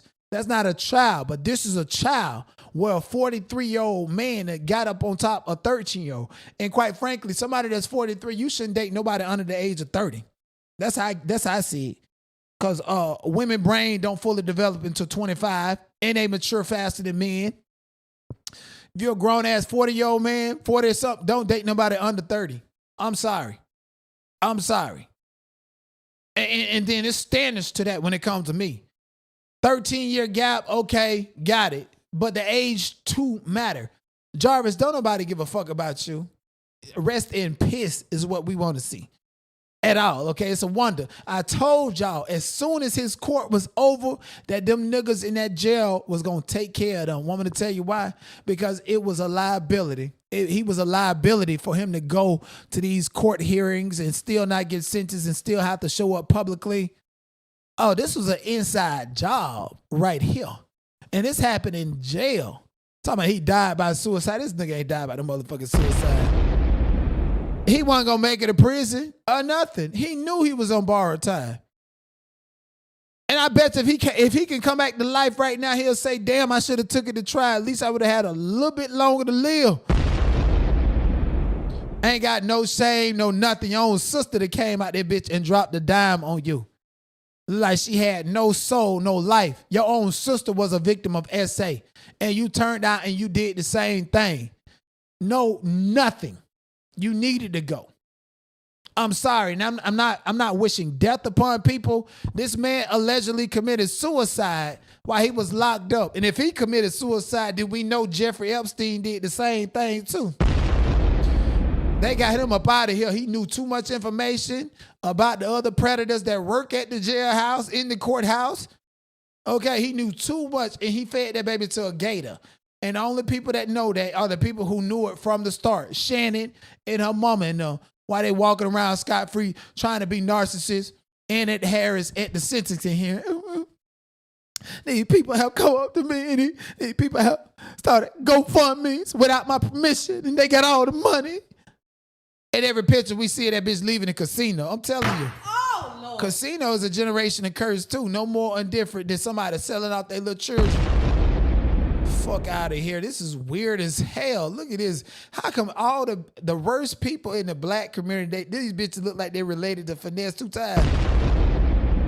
Her hair sticking up like, bitch, your hair's high. You look high, look like somebody off of Whoville, the black version. Beluga whale mixed with a dog. Mother arrested and hit with child endangerment charges after leaving 7 kids in car while she went into an internet cafe to gamble for 40 minutes. Now, I'm gonna be gracious on her. She's in the state of Ohio. All the batshit crazy looking crazy people, they come from Ohio, okay? That's what I'm beginning to understand. This is fucking crazy. Is it or is it not? Even though we laughing and we picking at her ass, bitch, look like, don't she look high? Her hair look high. Like, why would, and she look like she don't give a damn. Literally, her face tell it out. Bitch, I don't give a damn. Shit. She probably left with a pocket full of money and hit a jackpot in 40 minutes.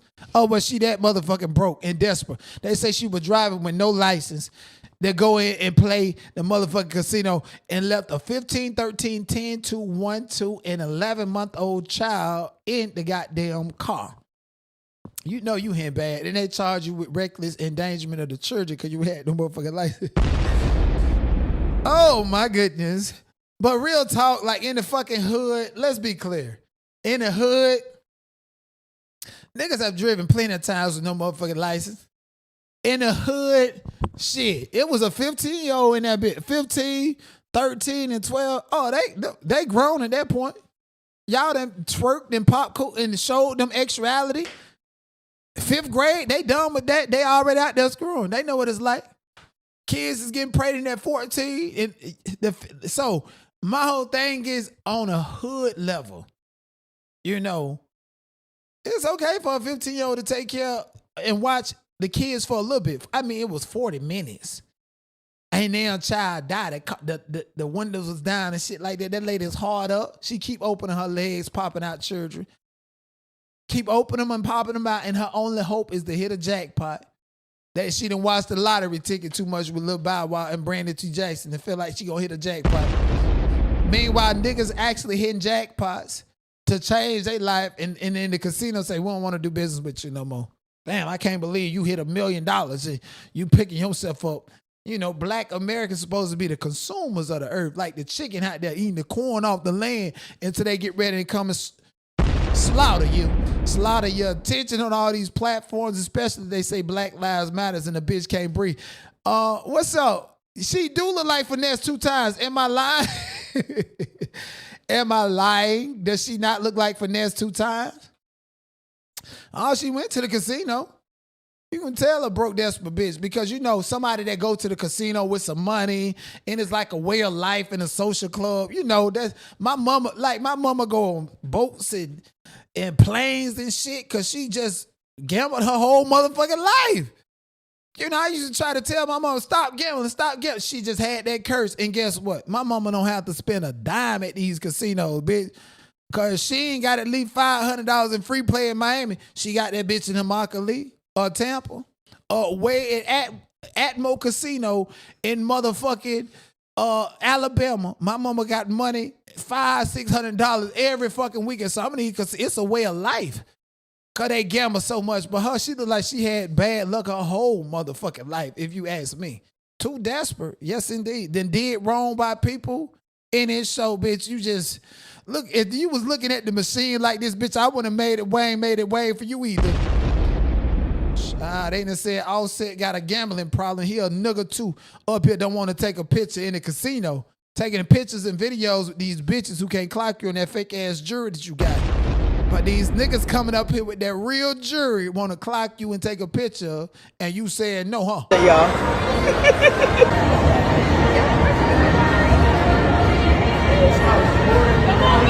That's only a picture, goddamn, nigga. You ain't that much of a celebrity, bro. You ain't that much of a celebrity, bro. That's only guy ask for a picture. By myself. I'm not supposed to a picture. Goddamn, we black people. Nigga arguing Offset, y'all. Listen, that's how niggas get killed. Let's be clear. You know, Offset just barely paid off his tax lien before he go to jail. He was gonna go before Tasha K. And you want to take a picture with this nigga? That man probably lost all his motherfucking money. Oh, no. Ain't like he happy and just won a poker game or tournament and just, you know. They say Offset so dumb and feminine, he don't even go and play baccarat, poker. No, he stay at the slot machines like the bitches. And they say Offset getting thick. I was like, getting thick as that estrogen pumping because he's sitting down in the chair at the casino, hitting a motherfucking button all goddamn day looking for somebody to make it wane like we do over here. And the machines just keep telling him no. And he building all that estrogen and shit in his leg with that fake ass jury. Selena Power business. But get up out of here. Get out that man's face. That's how you get beat up in the casino. Okay? I don't like going to the casino to gamble with a nigga. Bitch, I learned from my mama the best. I would never let a broke ass nigga hover over me and want to take a picture. Oh, you denied from YouTube? Bitch, get away from me. I'm trying. By the time I'm broke, hey, yeah, I'm denied from YouTube. Hands all the way fucking out. How long you been watching me? And you ain't never hit my cash out, motherfucker? Hands all the way out, okay? But I ain't gonna be no dust ass, broke ass nigga like Mr. 82 who doing a meet and greet with no motherfucking plan. Child, a meet and greet while you stay in the room and be choked all motherfucking day thinking about Ray Bishop going and pledging your allegiance to the Christian sector because that's what they like, big, fat, bald-headed ass niggas with type 2 diabetes. Going to Vegas, who got their pocketbook open for him? A broke ass nigga. This is gonna sit up there and look like a big ass bear, a big ass gorilla, hovering over you while you trying to win some money. God, great day. I forbid anybody who actually is spending money to get out of their house, to get on the flight, to come from wherever they coming from to go into Las Vegas. And it ain't no heat like Vegas, bitch. And you feel that shit instantly. You get up off of that motherfucker, hop off the plane in Vegas. Bitch, don't have your best outfit on, motherfucker, because as soon as you hit that door, that shit feel like an easy bake oven. And if you got type 2 diabetes, they should tell you them blocks is long and hot. Who going over there with a big ass nigga with their hand out? Let alone he so broke, he ain't gonna want you to take no picture of him. Okay? They say YouTube cut the checks the 20th, 21st, between the 26th. So you got a meet and greet on the 12th in Vegas. And you just left Vegas thinking about me posting, talking about I'll take you to the donut shop. Give you take some water I got. Bitch, I said no means no, big creditor. Big funk ass creditor. Oh, no. Who going over there to see that? Y'all better stop listening to these niggas up in the casinos. And the casinos are big business for different purposes as well. Say Jay-Z did so much trafficking through the casinos, they told him no, gave it to Nas. Foxy Brown just finally came out saying that she was 15 when Jay-Z supposedly messed with her. I guess she tied and threw with this nigga too. He finna go down like Diddy. I was 15 years old, so it was like really getting a divorce. And I guess sometimes people forget you started very young. I started at 15, for real, real age. It show. I mean, they say we keeping it real. We talking real talk. Right. No, for real. Like Jay could tell you, I would go from the studio and he'll have to pick me up from school and take me to the studio. Like I said. Wow. So Jay-Z would have to pick you up when you was 15 to take you to the studio, and you just finally admitted that. You know, when that politician had the law, you know, that people took advantage of to file all these lawsuits against Diddy, around that time people were talking about Foxy Brown. Listen, that bitch was slayed out of New York around that time. Jay-Z was sending her plenty of money not to sue him. That bitch was slayed. You ain't have to worry about her pulling up, getting her hair done and running out, and the bitch forgot to beat her goddamn ass. You ain't have to worry about Jackie O coming through. Jay-Z paid her. They say Foxy Brown had a new hairdo slayed every week that was paid for by Jay-Z. Jigga what, jigga who. And now I guess because she broke, she going on these platforms and talking and slow dripping information or just talking a little bit too much at a time when Jay-Z is coming out here to put himself on GQ magazine. Sir, you already made your motherfucking marks, and we see you every day. We go to the bodegos in the convenience store. Bitch, you look good on a pack of cigarettes, you Campbell, but not on GQ magazine, okay? We ain't want to hear that shit. We wanted to hear the mess of it all. We ain't want to hear you sit up there and cry like a little bitch like you been spending too much time in that old man walking club. Act like Nicky ain't on your fucking head. Acting like Tony Busby to hurt you and everybody lying on you when even Rihanna went on the Tyra Banks show and said that you were finna throw her out the window on the 22nd floor if you didn't sign her and she didn't come with an NDA when she was just 15 too. Y'all sit up there, your heroes is not the people that y'all claim for them to be, okay? At all.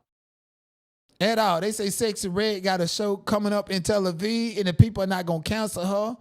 She so desperate, she let Aiden Ross hit, and you know he's about to, boy. He wants some of Blueface and Whack 100 so bad. I want to announce something, but I don't know if I should say it. Say it. You know, don't you? I did fuck Sexy Red. Okay. Fuck it. There we go. Some truth. It ain't the truth. It's two gay, big booty gay nigga that done groomed all these streamers and stuff, and another gay ass little Jewish boy sitting up here playing with this girl and probably gave her some money or want her to come up out here and say no. Sexy Red is bad. First of all, you the first one to get up there and dance around like a pregnant monkey on stage, cause Cardi B done did it, and she ain't Black American, looking like Young Thug and shit, and he want to claim your body. I be saying to claim Sexy Red, but again, they got another white boy called, what's his name, Claverier. He running niggas over on the highway, still ain't in jail. He shooting alligators, still ain't in jail. He got STDs and bitches still want to fuck with him. These white boys is doing too much to us niggas these days. How was it? It was good. It was really good. That nigga ain't hit.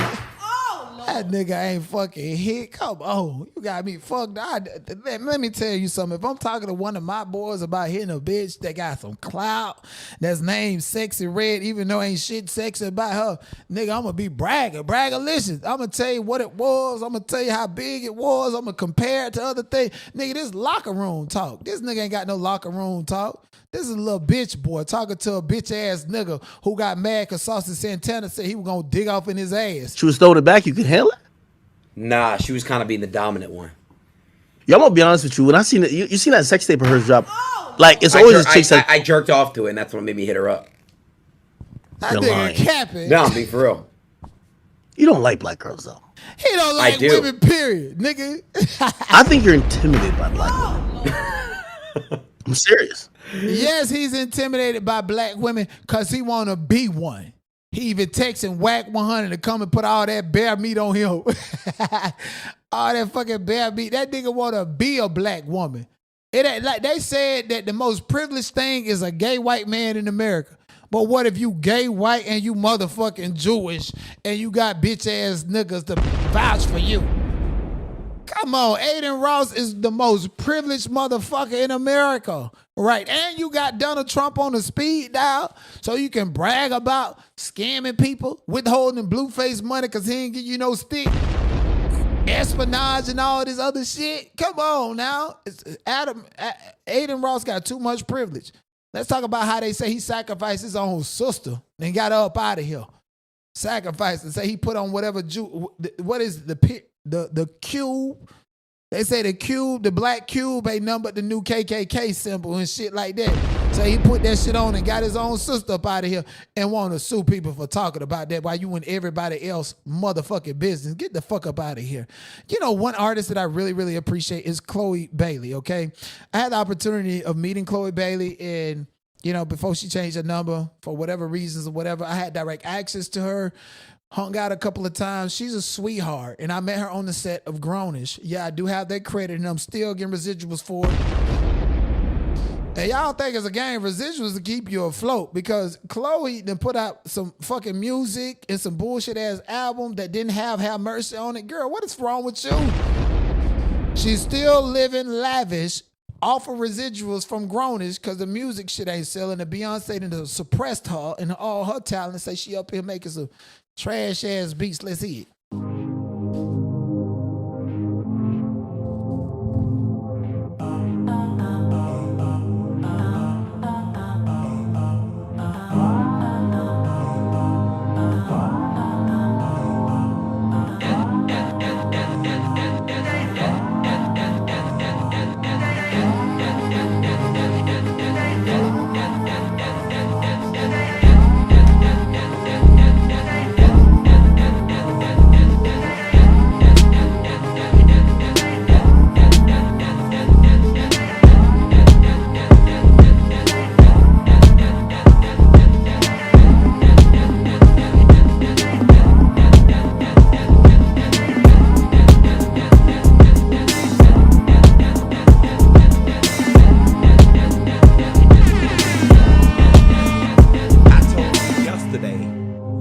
gonna pay me for my pain. I told you,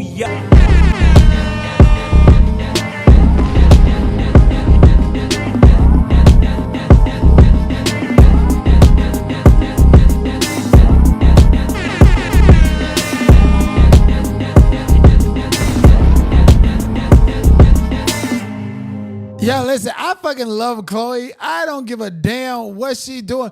I mean, I was side-eyeing her with Burna Boy after we seen that nigga with a blouse in the back out next to Diddy. Come on. I was side-eyeing her on that, but I love Chloe. Like, to know her and to be in her presence is to love her. Flawless, gorgeous, absolutely fucking stunning. And believe it or not, like, even though she's like thick and stuff, she's really actually kind of like petite. She's like petite, thick. Like, she's not as big as the camera make her look. But anyways, I love her. And shout out to her. She's engineering. She's producing. You know, she's signed by Beyonce, which I think is a mistake. Don't be signed by the people that you look up to, because they're then going to try to do things to suppress you and make room for themselves and so forth. And we know Jay-Z and Beyonce are very much competitive like that, okay? Like the video. Let me know what you guys think in the comment section below. Let's get to the Chrisean Rock and Blueface thing, okay? The whole circus is absolutely still going.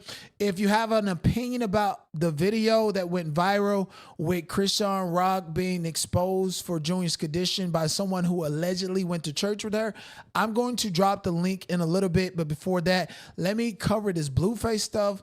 Shout out to Ronnie Doe, and then we're going to get into that. First up, Blueface says it's hard to find pretty dark-skinned women. Let me listen to this and let me hear how much he hates his own mama. It's hard to find a pretty-ass dark skin. These are cute-ass dark skins right here. Nigeria! Nigeria! I hit that shit, chat. Yeah, homie. Like, it's hard to find a nice dark skin. These some nice dark skins right here.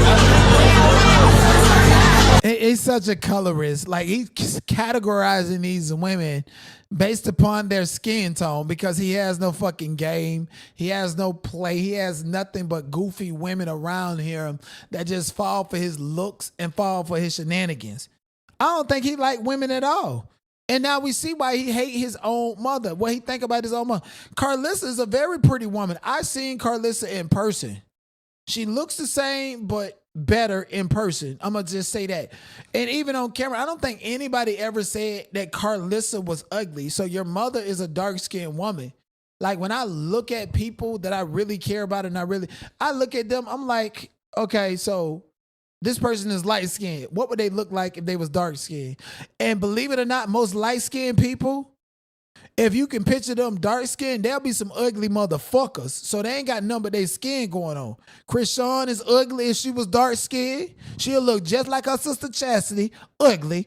And Jaden is ugly if she was dark-skinned. But then most times if you look at a dark-skinned woman, you be like, damn, look at these features. You know, people say some shit about me. Oh, you got discoloration, or you got this and this. Look at my fucking features.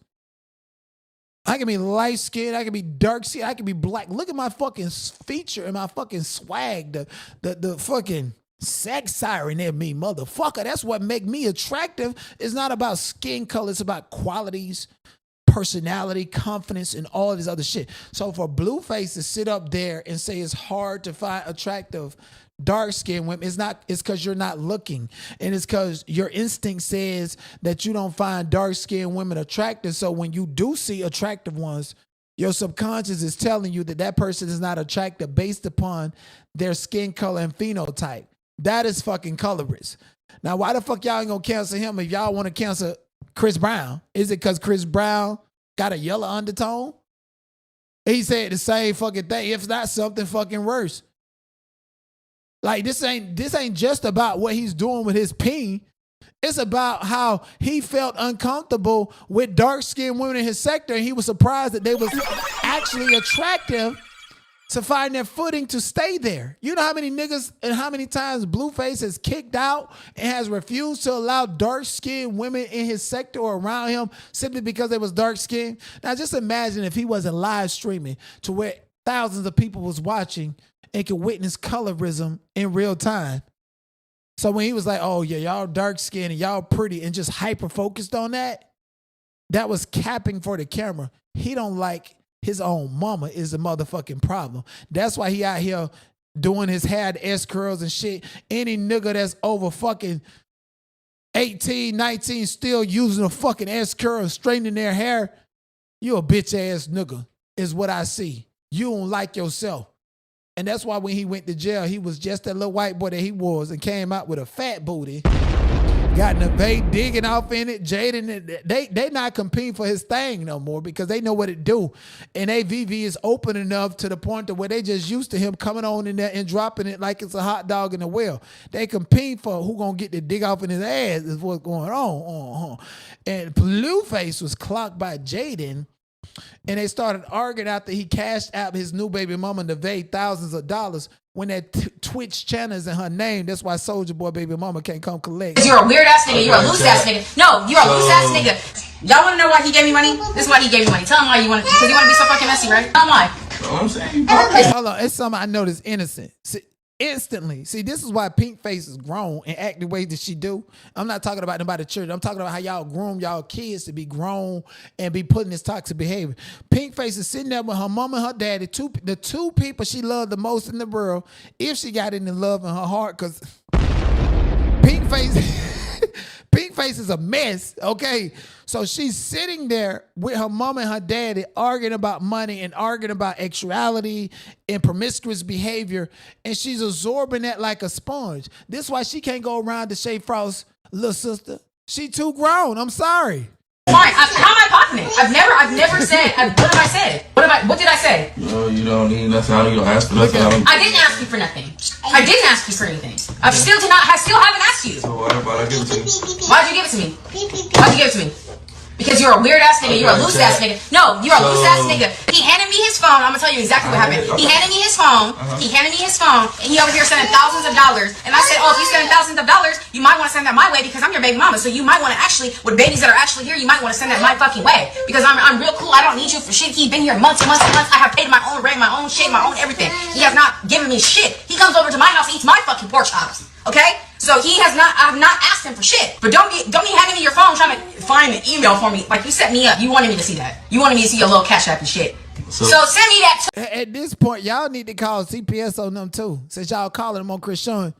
They say Shunya can't talk, Shunya can't walk. Oh, Pink Face is finna repeat everything that they saying and they doing when she go to them cracker schoolhouse and wonder why they need to expel her. So can I send me that too. Send me that too. No, we're not getting into the nitty gritty. That's what it is. Send me that too. And then he did. So she was trying to open up a LLC for Pink Face LLC. She keeps telling me, oh, check your email. Did they send you an email? Check your email, because I'm trying to make it fair. It was supposed to be a fair LLC. Is it my turn to talk? So I keep checking my email. Days go by, she keeps pressing me. Check. It's not there. Here, you check. I give her the phone with my email open. Not my phone open, so she's flipping through my emails. She see me cash apping. Oh, girl.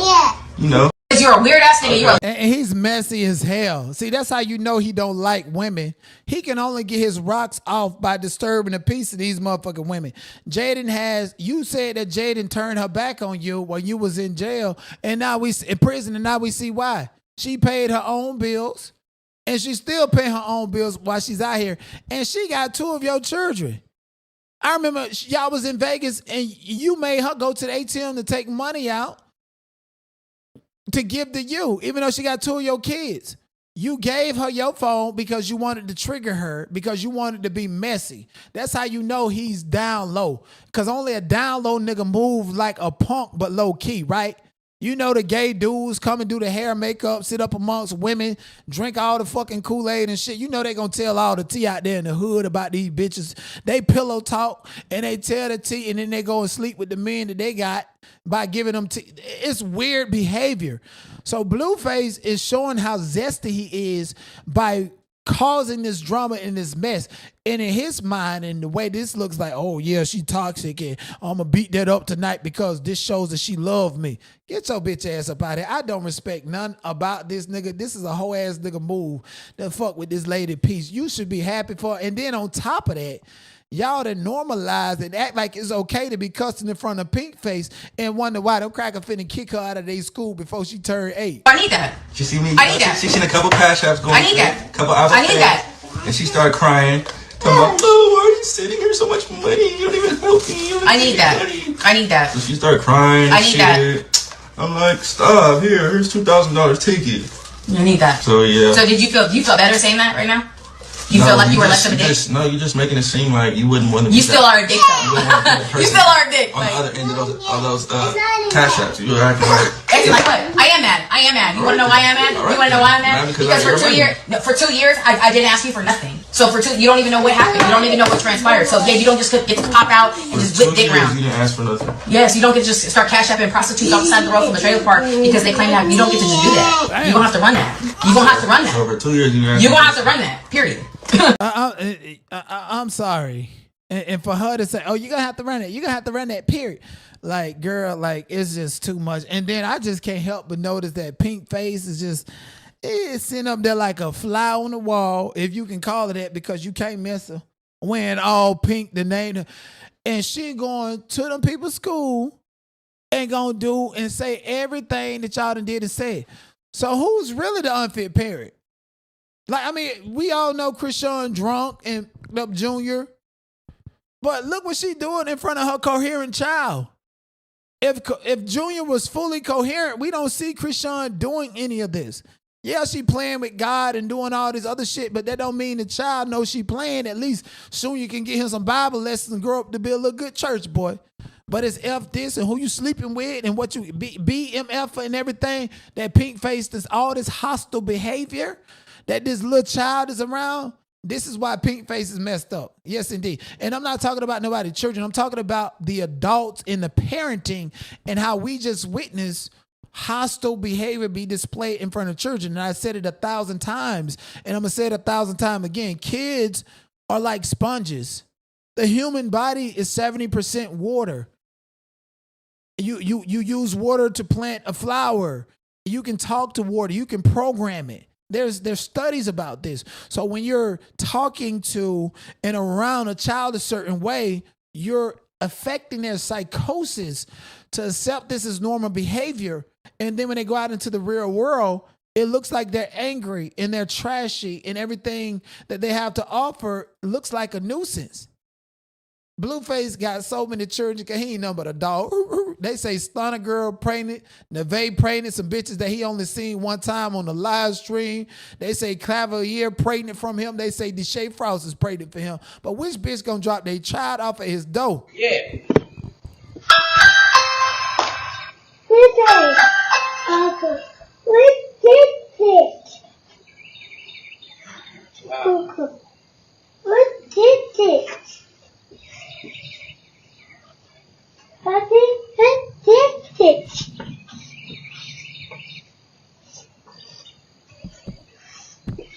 Look.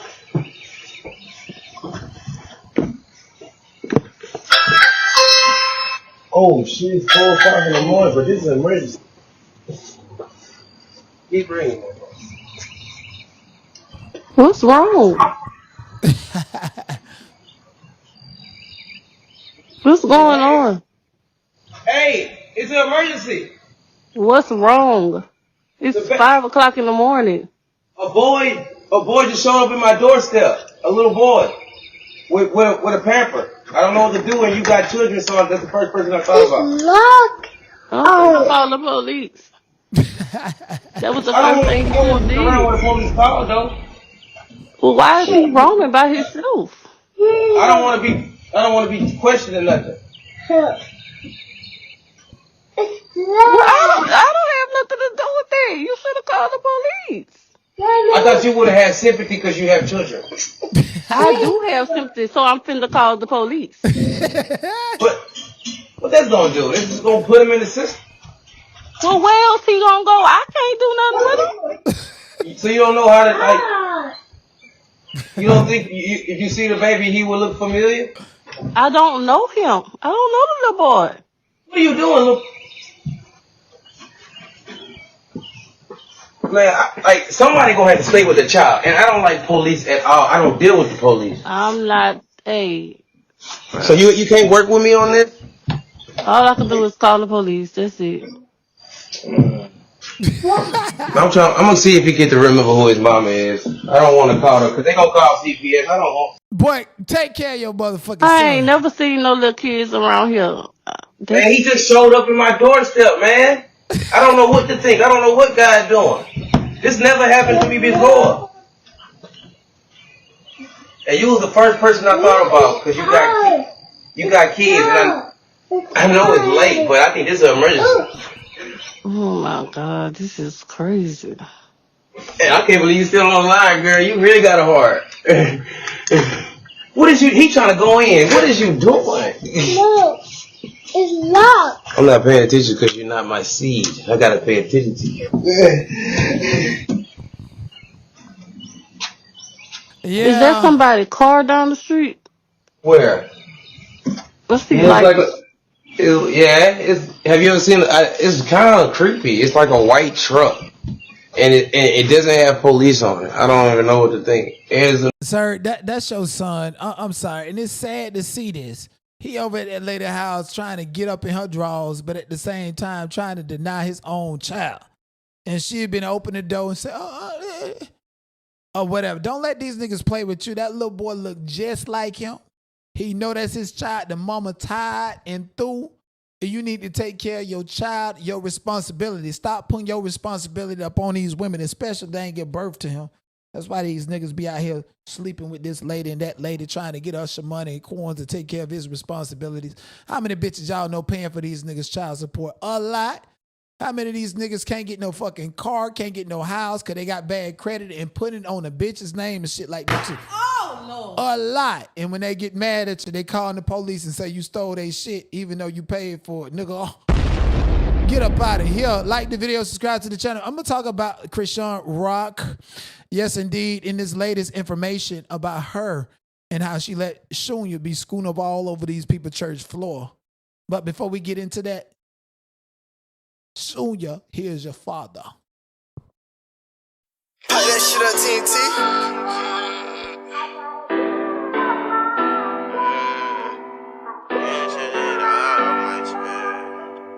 Who made this shit? TNT made the beat. Get this shit out my chest. I gotta get your ass out my head. I gotta get your ass out my head. I gotta get this shit out my chest. Hey, when you walk in my life, that shit really turned to a mess. And now I gave you the deuces, and I wish your ass the best. And if you try to come back, I'ma have to stand on you. I'm gonna win on you. I was always there for you. And you took that shit for granted, now you lost me. And now I'm all up on my mission, and I'm bossing. And I've been taking all these trips, and you not there with me. I kept it fair with you. You wasn't real with me. And now I'm just reminiscing, I'm just staring at our pics. I'm thinking back and now I realize you wasn't shit. My whole family told me you need to watch out for that little bitch. I didn't listen, and I was hitting. I really went out to Cali just to upgrade you. But you took that shit for granted, now you a stranger. I tried to come through and save you, but I can't save you. I need my paper, I'll see you later. When you walked in my life, that shit really turned to a mess. And now I gave you the deuces, and I wish your ass the best. And if you try to come back, I'ma have to spend on you. I'm gonna win on you. I was always there for you. And you took that shit for granted, now you lost me. And now I'm all up on my mission, and I'm bossing. And I've been taking all these trips, and you not there with me. I kept it fair with you. You wasn't real with me. You wasn't real with me. You wasn't real with me. You wasn't real with me. You wasn't real with me. You wasn't there for me. I kept it real. Now you see how it feel. I was always there for you.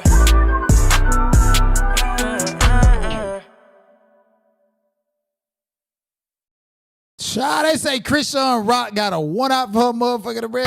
Oh, Lord. And we knew it was coming sooner or later, okay? A bad demon omen. They got nerve to call her holy hands and she ain't win them fight. You know, this is the difference between dark-skinned women and light-skinned women. Y'all can call Chrisean Rock holy hands and never want to fight, and they say she gonna get knocked out like Salt and Pepper daughter did. Call her holy hands, but got a problem with Clarissa Shields calling herself the GOAT and want to take up for Layla Ali, who's scared to get in the paint with Clarissa Shields on. So, all of y'all Bible thumpers and flippers and who believe that God is going to come back like a Dragon Ball Z character once Miss Holy Hand lose, I'm going to need y'all to change y'all religion, doctrine, and ideology, because y'all is a mess and she's a mess. And if she was dark-skinned, she would not look pretty. Let's be clear about that. Chrisean Rock, you know, decided to address the legal reports about her going to jail with this long-ass motherfucking essay. A long essay, whatever. Yeah, indeed. Talking about my license is not suspended. It's currently restricted for travel to and from work. Also, the court date has been rescheduled. I have to look more in the situation. It will be easy resolve. When I was in LA, I didn't have my ID to resolve it. Just received my current ID. It's only a $270 fee to get it unrestricted. The fight still on April 25th. Thanks for y'all concern. Traffic court will be handled ASAP. Make sure you get a lawyer in that traffic court, because the people out here are listening to you and believe you, but them crackers at the court don't know it unless you put it in front of their face in some black and white paper. Just go ask. Planning to eat people courthouse. You're going to lose your fucking mind. You're going to have to double up on the cocaine and go live and shit like that. Playing in the court. You better stop playing in people courthouse. What lawyer you got on the case and acting like this misdemeanor warning out there? Now, on the flip side, they do not extradite or come and get you for misdemeanors, okay? They wait for you to run back into the police before they give you a new citation. Or if you got a failure to appear, they don't give a fuck if it's on attempted murder or a traffic charge. Your black ass going to jail. Just don't come in front of and in contact with the police. Now, I say April the 5th fight, ain't that taking place in Miami or someplace outside of Los Angeles? So they're not going to arrest her at that fight or anything. They're going to let LA County and whoever to do whatever that they want to do. But, okay, so I'm here to tell you that a misdemeanor warrant is BS, okay? A misdemeanor warrant is BS. It's straight up BS. I'm not saying that it's BS to the point to where, like, it's so bad they can put me out, you know, they'll give me a misdemeanor and put me on a $250,000 bail. And that set the standard for how much money it's going to take to get me out. If I throw paper on the ground, it's a $250,000 bill, because I'm just that smart and no crackers can't get me. You understand what I'm saying? So Chrisean's still going to be over there fighting. We're going to see what them holy hands do. You can sit up there and say Yahweh and hope to God that Junior get up and walk. And you can sit up there and say Yahweh and hope that God that them hands speed up, because what we seen, you was moving slow as a turtle. Chrisean Rockhead turtle can't get right is what they say. And a lady came out here speaking all the tea about what happened with your child at the goddamn courthouse. Now, I did take a listen with your child at the courthouse, an extension of that, and also the information that, you know, people have been worried about and asking about when it comes to Chrisean Rock. First of all, shout out to Lisa Blonay Media. I actually met her at the ASAP Rocky trial, and then I met her at the courthouse. I first met her at the Tory Lanez sentencing hearing. Then I met her, we linked up at the ASAP Rocky, I believe, and Blueface and Chrisean. So she followed these court cases down in Los Angeles, amongst other things. And also she follows the Chrisean Rock and Blueface sector, okay? Her and I, we stopped talking because, you know, I went to Blueface and seafood restaurant over there and paid all that motherfucking money, and she went there with lint in her motherfucking pockets, and I didn't mind, and she was fake breaking on TikTok showing all the king crab and shit. You know, we had a whole plate of things. I had to tell her, bitch, stop touching my motherfucking king crab. You ain't put in on this, and you're on an IOU and still ain't gonna pay me but want to buy niggas pamphlets and shit. So, you know, she can be a little cap star, but at the end of the day, you know, she's a sweetheart and she's a nice person. I will say that to you. And she come across very nice, and that's the way she give up her content.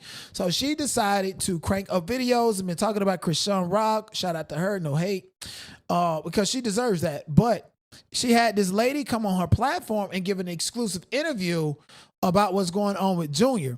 I'm very skeptical about giving people platforms to say things because people suffer from all kind of mental health issues themselves and blaming it on other people.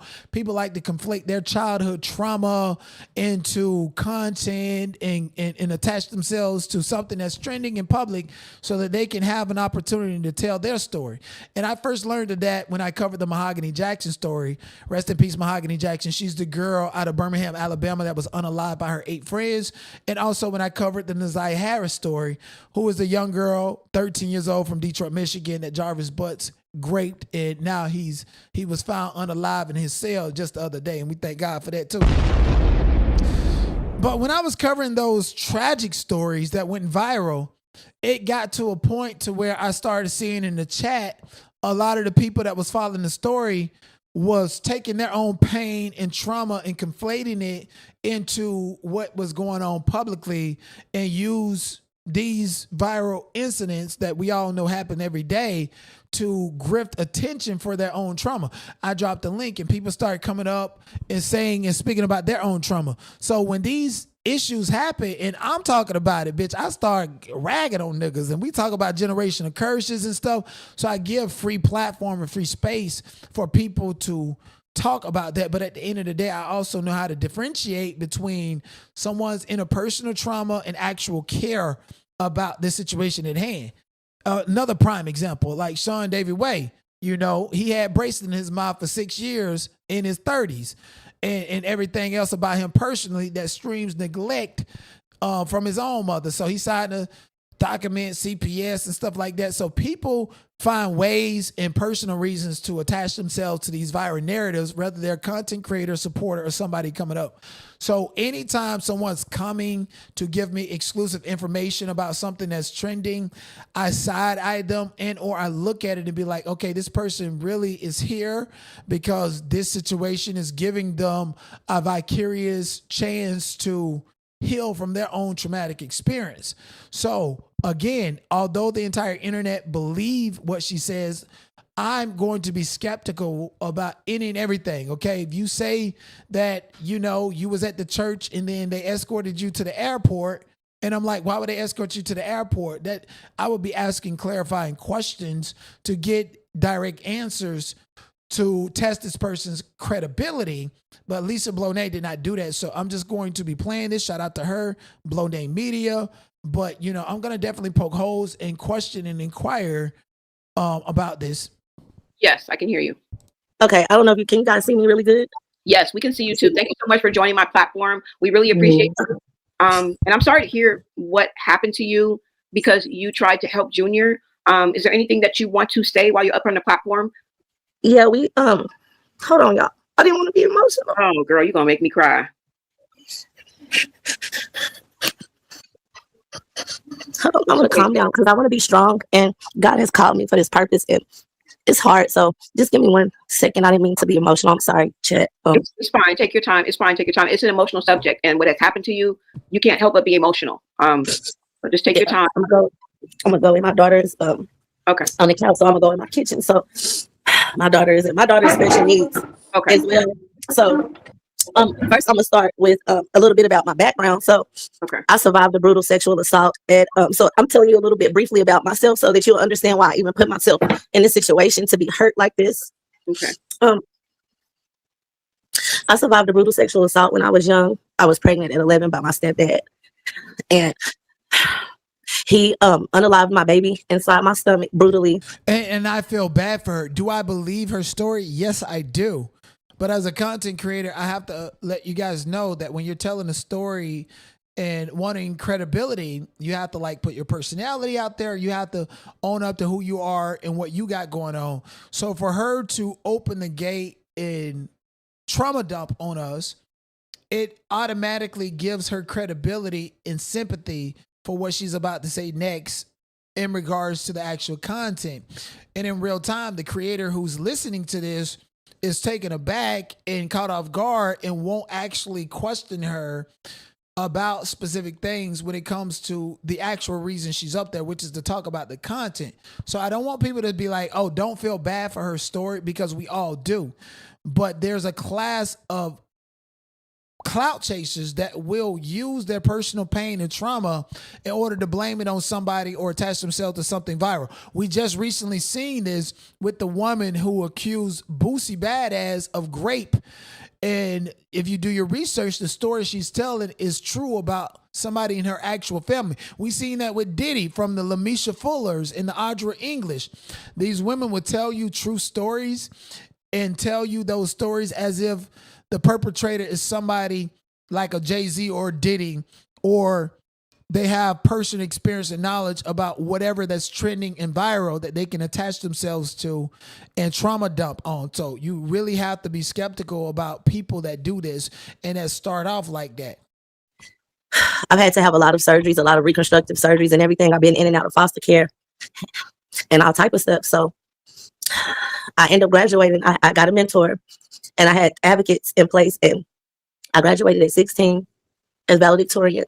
And then I got a full academic scholarship, and God had already been calling me, and I'm not perfect. I made a lot of mistakes when I was younger, older, all of that, trying to run away from the calling that I have towards God. So, I mean, the calling from God. And so I was able to identify a lot with Chrisean, and she's a very manipulative person. So I actually live in Oklahoma, and we started trying to help her in the county jail. So she lives in Oklahoma and talking about county jail. And we know that it's been over a year since Chrisean was in Oklahoma in county jail. Now, I believe her probation started there, but it was transferred to Baltimore, Maryland. So I don't see Chrisean spending a great deal of time in Maryland. And also, like, what church was she going to there?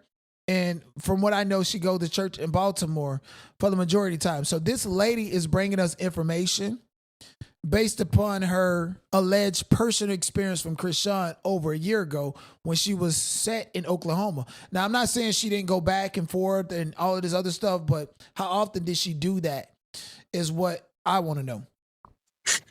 And then we went to the church in Tulsa, and I would see Junior. Oh my God. Y'all don't know how bad it really is. Oh my God. Speaking. So anyway, at the church, I'm all over the place. So that's fine. And I don't even cry in front of people. When I see Junior. So Junior was so sick in Oklahoma and she's seeing bruises. That means that Chrisean Rock's sisters, who had physical custody of him, was not taking care of him.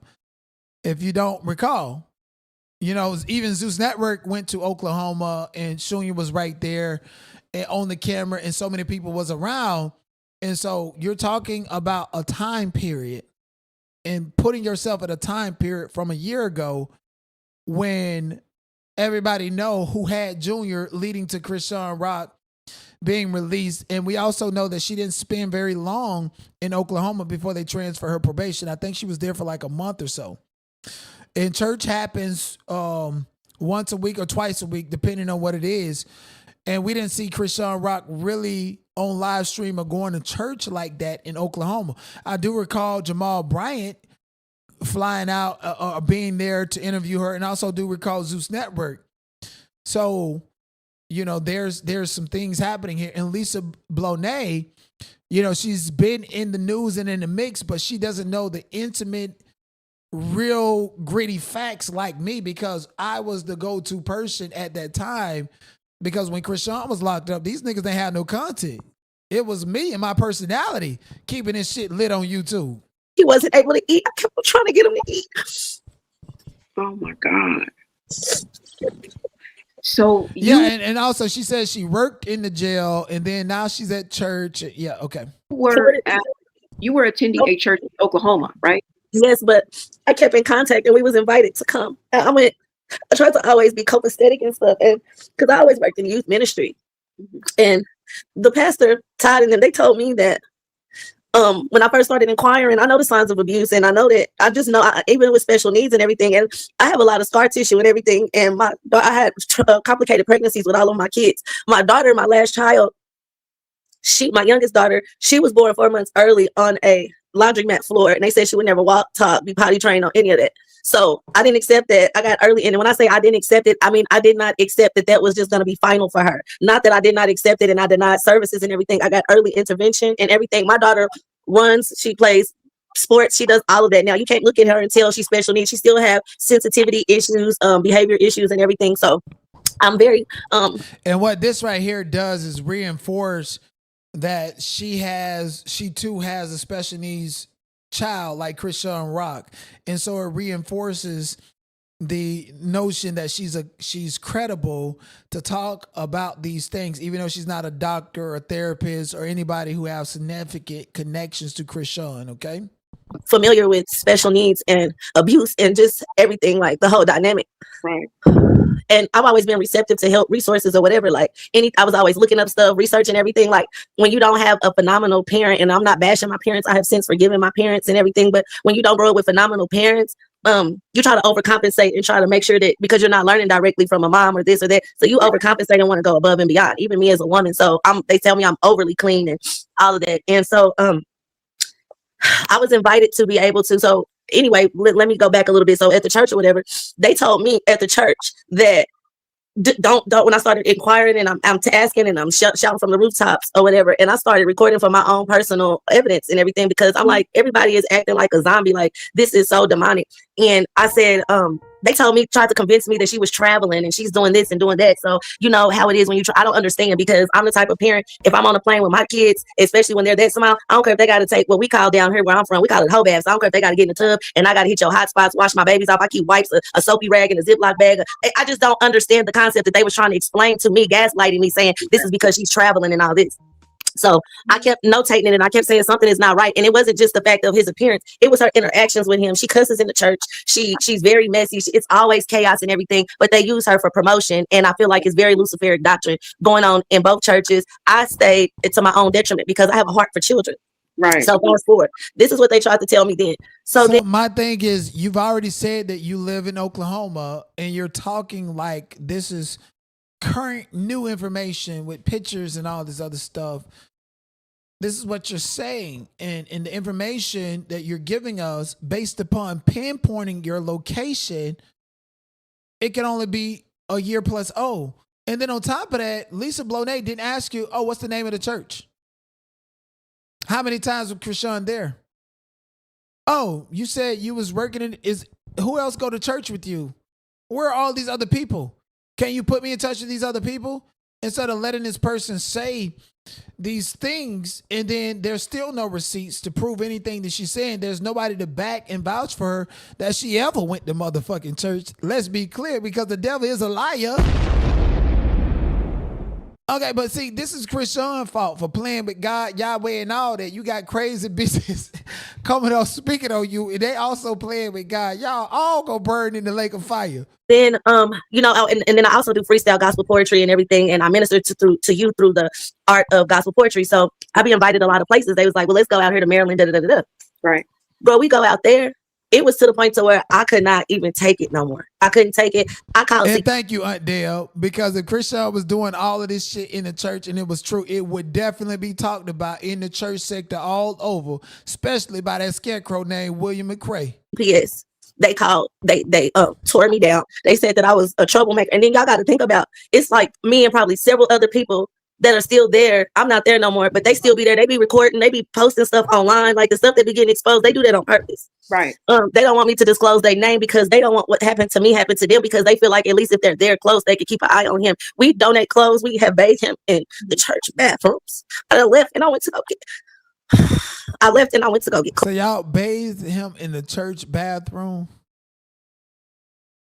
in Oklahoma when Chrisean just got out of jail. And we were surprised that she wanted to do Christian gospel at that time. This was before Yahweh came out. So she didn't let the internet believe she was going to church. And from what I recall, the hotel she was staying with had an inverted cross in that bitch. Clothe myself. And that's not to be praised, because that's what we're supposed to do. Is basic. That's basic, bare minimum. I would do it for anybody's kids. Right.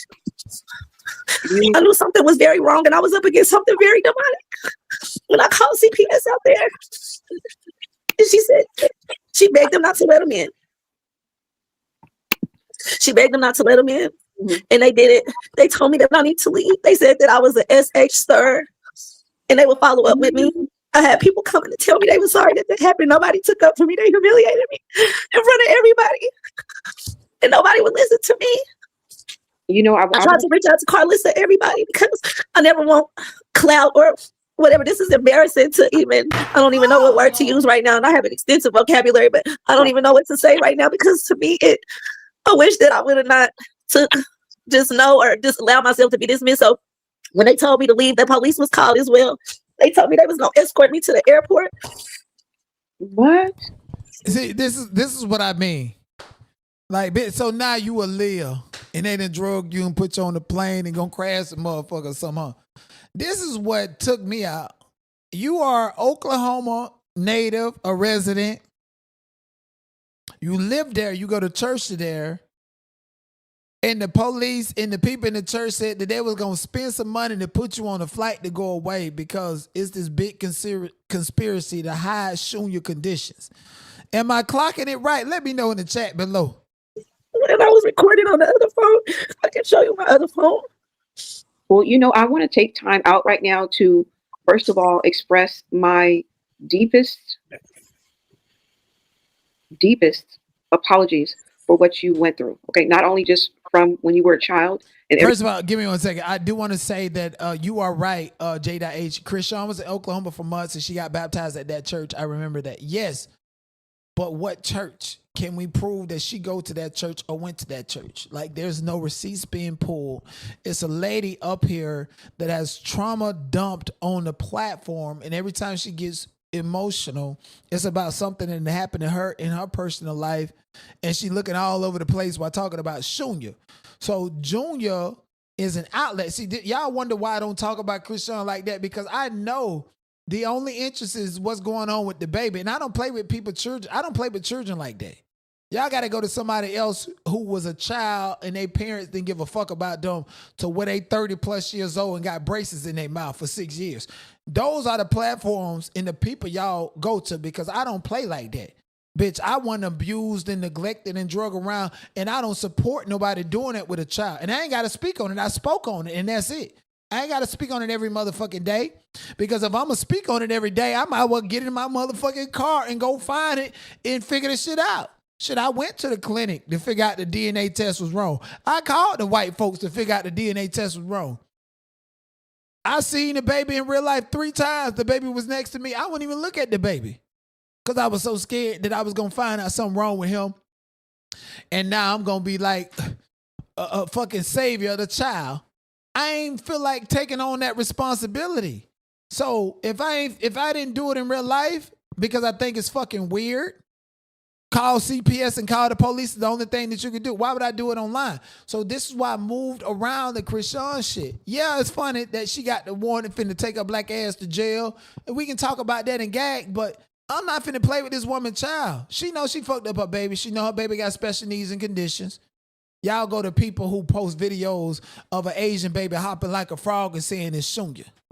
Y'all go to people, like, I ain't doing that. But this right here, it's some bullshit. This lady went through everything that she's saying. She don't give a fuck about Chrisean or Junior. Only thing she give a fuck about is getting her some attention. Because if she wasn't talking about Chrisean and Junior, nobody would be listening to her story, because everybody in her life failed her. Everything that you endured, but for you standing up and doing the right thing.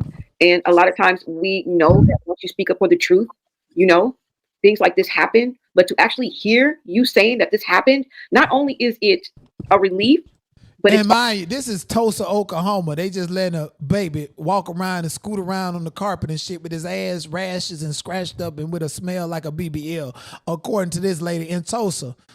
The same place that Black Wall Street happened. The same place where black people really feel like that they got to rebuild and look out for us and stick to old school way we treat each other.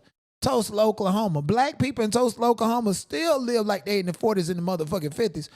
Cause they traumatized about the 20s. Fuck wrong with you? So you think they gonna let a black child be abused and neglected?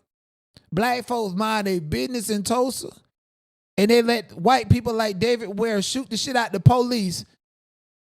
Also heartbreaking, because we could not figure it out. You understand what I'm saying? Because we're like, Why is nobody speaking up? Why is this not happening? But at the same time, we were saying maybe there is somebody speaking out and we just don't know. And for you to come and validate that is amazing.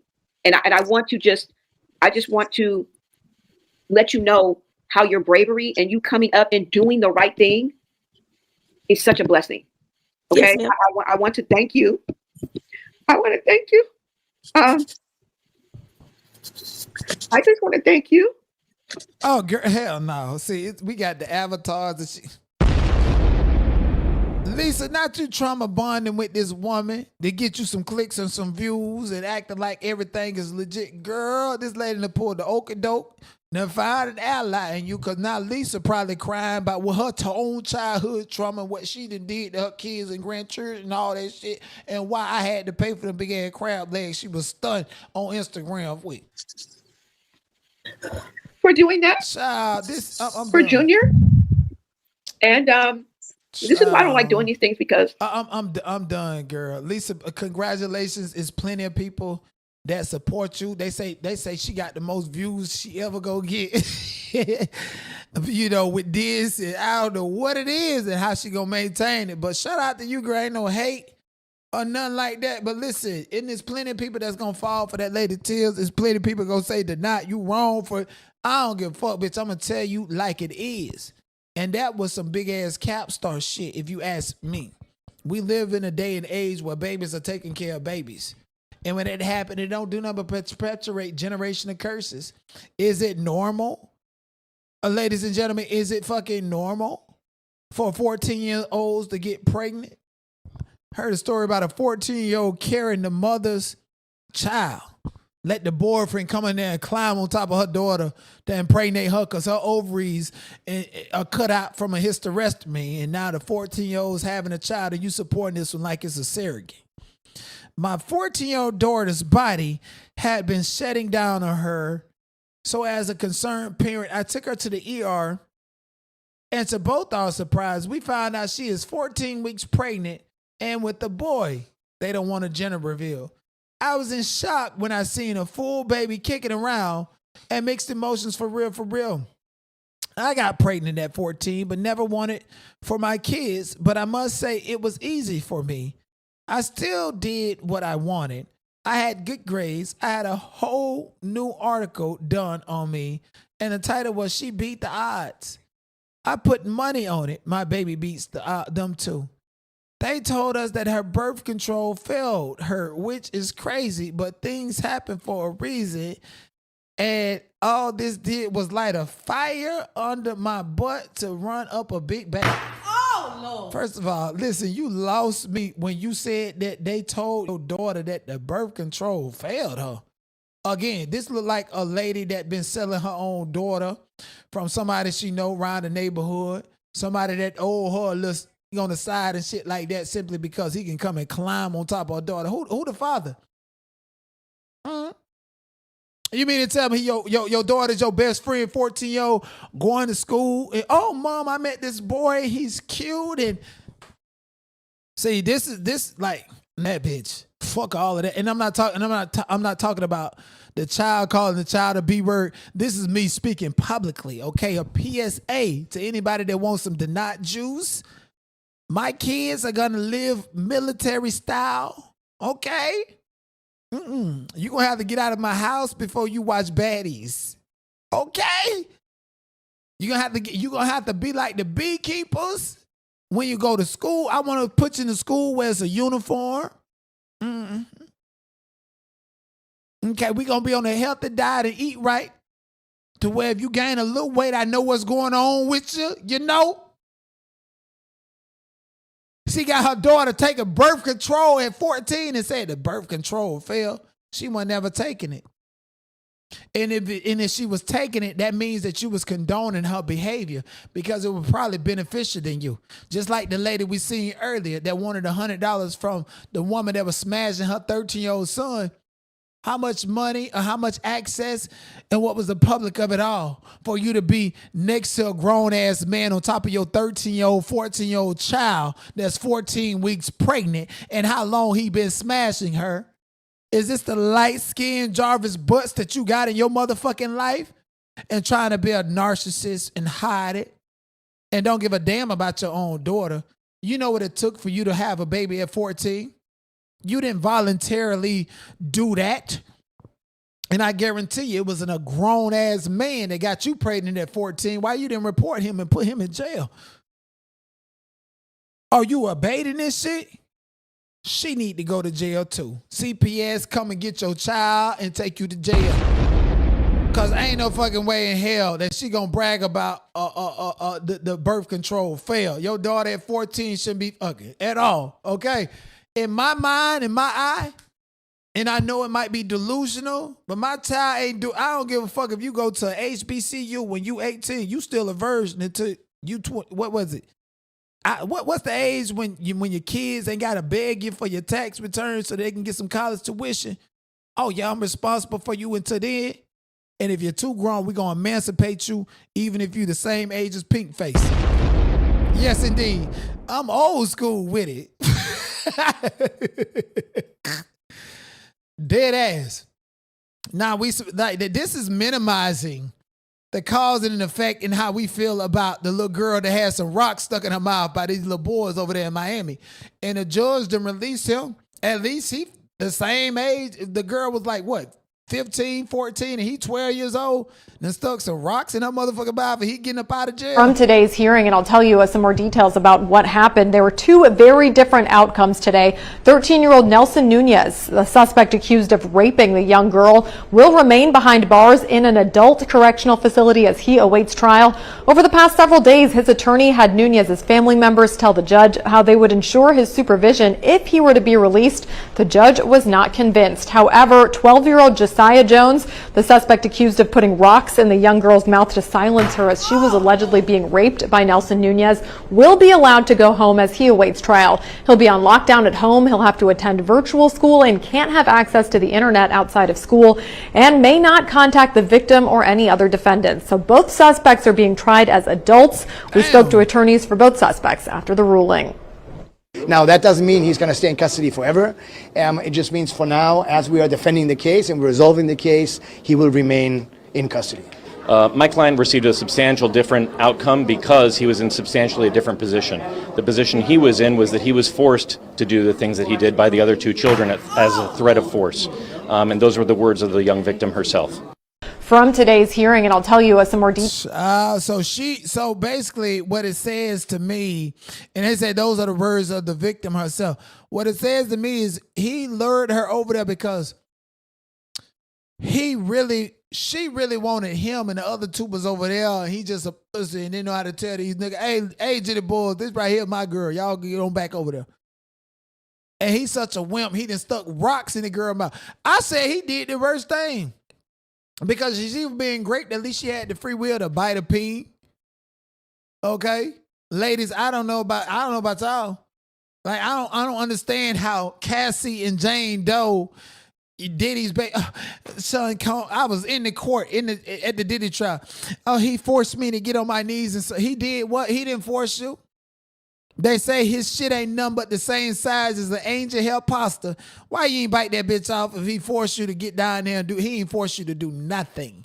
You did it on your own. See, that's why plenty of people feel like Diddy need to be out. You understand? But this legit boy put rocks in her mouth to prevent her from speaking, to prevent her from calling for help. To me, it feels like he did the worst thing. Because not only did he witness the heinous act, but he prevented her from being able to fully call for or ask for help for this heinous act. Now, I done seen the ghetto birds and shit down there in the swamp land in Miami come on live and talk about how she wanted it to happen and she mad because she got caught. That can be true too. Yes, indeed, it can be true too. So do we feel like we got another Brian Banks story on our loose? These young men are being tried as adults in the state of Florida. In the state of Florida. And this one got out because he done told all the tea on everybody else. So now they got CIs and shit in the juvenile court direct filing their asses in Florida and teaching little boys how to be snitches and shit out there in the street. Not take accountability for their action and say somebody forced you.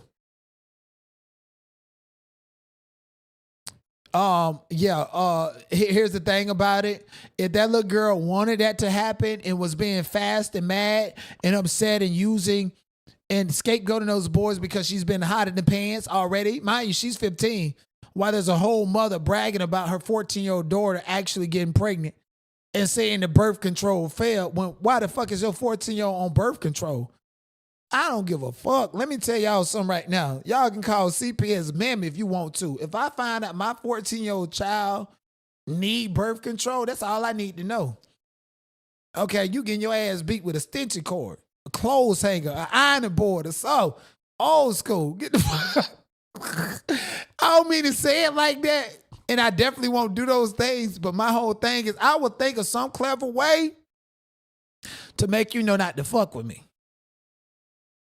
I'm calling the police on you. You going to boot camp. Some place to where the white folks can discipline you or some shit like that.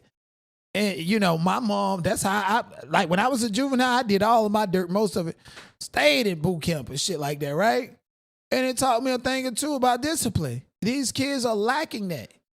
Maybe it's wrong to send these boys to direct file and charge them as adults when they can just go to juvenile. It's already bad enough. Those are black boys that are being tried as black men, little boys whose brains are not fully developed at all. And you know what that means to the white folks? Oh, okay, it's fine. We'll just sentence them to 60 years or 80 years and say after 20 years they can come back and ask for probation and get resentenced, and they can, you know, bring up the law and say that because they was juvenile, but they still served 20 years opposed to going to juvenile detention center for, you know, and boot camp for 3 years where they can learn become somebody, get so much discipline, and they want to enlist in the army or some shit. Instead of raising the age to go to the fucking military, you need to lower that bitch. Because ain't nobody finna fight these white people war in this motherfucker. But then again, in Florida, they got alligator, Alcatraz, say the Mexicans go there.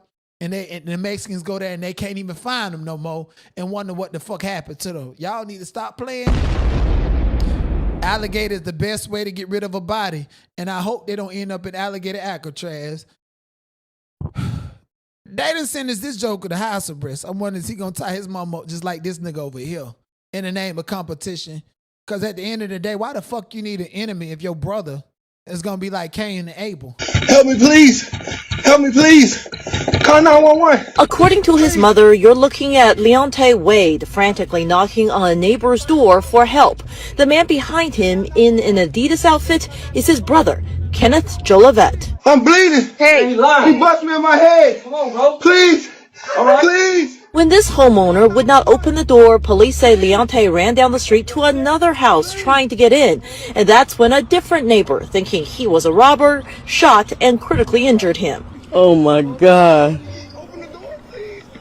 That's down there. We showed the video to Shirley Jolivet, who says her sons have been feuding for years. And she says yesterday afternoon, Kenneth Jolivet tied her up and held her hostage, all because of vape shops. Over smoke shops. They both had smoke shops. And they just tied me up and held me hostage for 6 hours. Help me, please. Beating me. He beat me. And I got bruises, and he whipped me with extension cords. Wow. Shirley says Kenneth held her hostage to force Leonte to show up. And when he finally did, the two began fighting in the streets. Police say after the neighbor shot Leonte, Kenneth ran and is still out there somewhere. Their aunt says it's a family tragedy. It's a brother battle that escalated to a neighbor's house. And that is crazy. First of all, god damn, that nigga beat you so bad you had to go to the neighbor. Help, please, and put the neighbors in the business. God damn, the fuck is going on here? But the takeaway from it is they was feuding over smoke shops. AKA both of them was drug dealers. Both of them was selling drugs outside of them goddamn smoke shops and competing with each other and shitting on each other. It was a sibling rivalry that turned out like this. That is crazy. Your brother went to neighbor's house asking for the police to be called, ringing doorbells and shit because they fight out in the streets. Fuck out of here. And then he got shot by a neighbor and the other brother ran. That's crazy as hell. What kind of dysfunction is that? Then Kenneth, boy, he tied his mama up and told her to call the nigga to come over there so that they can fight. That's a menace to society. That's don't be a menace to society fucking 3 at the end of the day. Because what kind of shit is that? Out here, find your own brother out in the streets like a nigga in the streets. That's fucked up. I never had the heart to fight my siblings like that. I remember when I was 18, my sister, all the niggas, go, if y'all can interview somebody from my childhood, from my community in Lake Placid, Florida, since y'all want some. Thank you. Shout out to you for joining the club. Since y'all want some exclusive tea, go and ask them niggas from my neighborhood. They gonna tell you I beat all they fucking ass, and the only person that beat me up, only person that beat me up as a child under 18 was my sister. And, my sister Olga, older than me. I just never had the heart to hurt any of my siblings, none of that. I just couldn't do that. Niggas would say jokes about me, and I was like, whatever. But then the niggas joke on my sister, that beat me up, by the way, all the time. On my brother, them niggas know they was getting it. So them niggas stayed in line. They figured it out. They was like, we can joke with Denot because Denot's strong enough to take it. But we can't say one thing about this nigga's cousin, brother, sister. This nigga gonna get on our ass. And they'll tell you that. So when I got 18, I had to slide my sister. I got tired of her punching me, blacking me up, and all that. I had to slide her motherfucking ass, and I went to jail. And that's when I learned about the double standard. Women can do shit and get away with it, and niggas can't. But anyways, moving forward, everybody want to be loved. What you consider love is what you consider love, no matter rich or poor. Bitch, if you good and you set in your ways and you got your family, you doing whatever you do, can't nobody fucking hate on that at all. This nigga right here done proposed to this girl, and I'm happy to see that it's a man sitting up here looking like Lil Boosie Badass to propose to this woman, because I'm tired of y'all women getting on y'all knees for these niggas that don't want you. I don't do this. You tell me something different. I love you. It's your word. I love you. I told you. Stay 10 toes down to give you what you want. It's slight work, man. Come on, man. Regular nigga, this shit slight work. We eat. I swear to God, I'm gonna give you everything you want. Come on, man. This ain't none. My mama. Shout out to my people that dream jewels. This shit slight work. That's my kids. Slight work. Hey, let us see it. I'm happy for her. I really am. When you marry me, boo. Slight work, slight work. You know that shit. They don't want it. What she say? Slight work.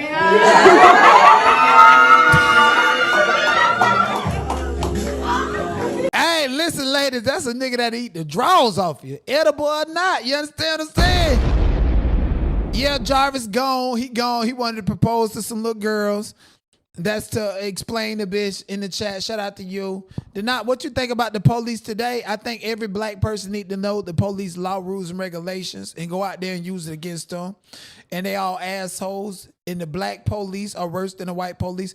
But back to this. I really love this moment for her. And I'm going to live in this moment. I don't know the ins and outs of their relationship. All I know is I have not seen a video go viral in a long time of a man proposing to a woman. Like, literally, you can ruin your whole relationship. If you got a man that's wanting to propose to you and really into you, and you propose to him and everybody see, that's emasculating. Okay, these bitches want to drive trucks these days. They want to wear the overalls. They want to do the man's job these days. And one thing that men have to keep is the fact that it's the man's duty and job to get down and propose to you. I know a lot of y'all bitches be paying for the rings and planning it and doing it for a moment. But you see what happened in that bitch Brene over there on TikTok. She owed bitch $1.75 million for finding and stealing somebody's husband. Go and find you a man. Even if you got to pay for the ring. I know some women know they dealing with a sack of shit, a broke ass nigga. And they'll slide this nigga the money before going into the club. And he'll be paying for it, stunning on them with their money and shit. And it's okay because money does not make the relationship. So I know, oh yeah, I bet she paid for the ring and he a bum ass nigga with no job and all his cars and light bills and the draws and everything in her name. So what? That's their fucking relationship. Leave them people alone. That's what they got going on. And that's what works for them. So what's love and work for you ain't got shit to do with them. All I know is I'm happy that I finally seen a black man get down on his stinking ass knees and propose to one of these bitches. Because that's tradition. I'm going to look at a nigga silly if a bitch get down on one knee and propose to him and he say yes. What the fuck? Nigga, you might well let her hike you up and put you in missionary on the fucking counter. Because she wear the pants. Ain't no fucking woman wearing no pants right here, bitch. Fuck is wrong with you? And that's why Clarissa Shields just still ain't chosen.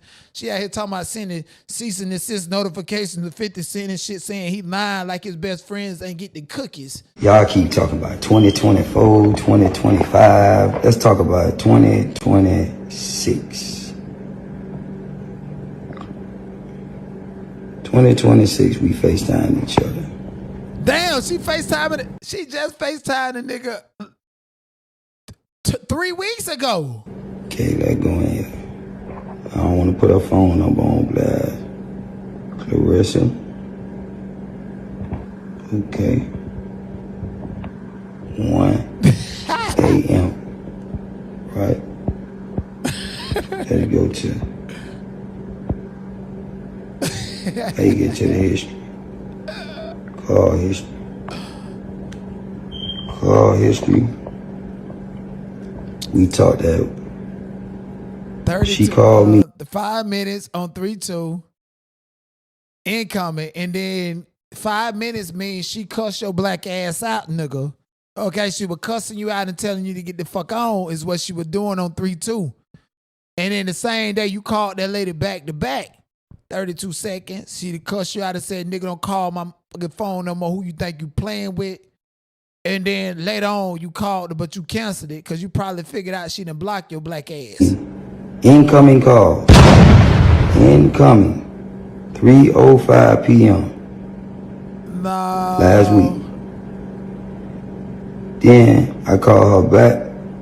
We talked for 32 seconds. Then I pocket dialed her at 1 a.m. I canceled the call, you see, right? And so he said, every time I try to leave this alone, she talks about me in an interview. I get it. At some point in time, you just got to let these crazy bitches have it, okay? But he did come with new receipts. He did come with new receipts and got the internet on fire. My whole thing is I don't understand why Clarissa Shields want us to believe she's Mother Teresa and faithful to a man who cannot be faithful to her. As an operative fact, this man is still married. He won't go pick up his bags from Remy bomb-ass duplex. He spent Christmas with his family while that nigga was with you, filming you in the background, claiming you love Pap and want Pap's attention, knowing Pap ain't coming. Lying saying you don't have SEX 6 weeks before a flight, but that nigga was up in your guts. That nigga was up in your guts. Cause you know Pap don't want to. You know that's for sure. You know you want that papoose. You know, the brown skinned man next to you because you feel insignificant without it. That nigga done hit you across the head. You said papoose and you got gold in love. And the only thing gold is the fucking gold standard of money. And that nigga got you signed to a record label as a boxer. And the only records we see put out is him putting shit out here like we surprised what he's saying and everything sound like Sheetha. Come on now.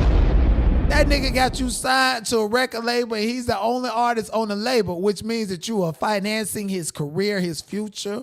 And while you cooking the box Indian Asian rice, lying to everybody saying Papoose up the stairs and he like his eggs fried hard. No, bitch, you like your eggs fried hard and your eggs probably be hard, which is why you ain't pregnant at the height of your career talking about you want to give him a baby for his birthday. Clarissa, we done with you, okay? We know you slow and we give you good grace because you call yourself the GOAT. But as soon as you lose a fight, niggas gonna be on top of you about that name called the GOAT. So egotistical, she wanna challenge men and wonder, how the fuck she wanna challenge me? We supposed to be celebrating masculine women in sports. Nigga grew up here in Venus and Serena. Ooh, ooh, ooh. sounding like men out there on the motherfucking tennis court. You regressing masculine women in sports. You want to challenge the men and shit like that. Get on out there and go ahead and get beat down, and you can't call yourself the GOAT no more, or less than Chrisean calling herself holding hands Yahweh. Can't wait till somebody beat her down how she done played with her own child. Zeus Network is the motherfucking devil. Owned and ran by a bastard boy. I don't give a fuck what y'all say. Lemon Pepper is one of the girls. And sat up there and got Scotty pregnant, a designer baby, because you know he's short, long, tall, and skinny, dark skinned, and ugly as fuck. So you want to impregnate this girl with a yellow undertone that's tall to give your child some height or some hump. I bet you he be having a name like he Israel or Jewish. Shout out to Zeus Network doing a number on the black community. Janess, is your eggs harder than Clarissa Shields? Why you couldn't lay up and have Lemon Pepper, baby? I see you want to be the Claudia Jordan of Zeus Network and think you too pretty and sin too pretty not to get touched. But after Scotty drop that baby, you gonna get dropped like a light bill, and them hoes gonna beat your ass at the next reunion. We want to see you get in the paint instead of antagonizing shit.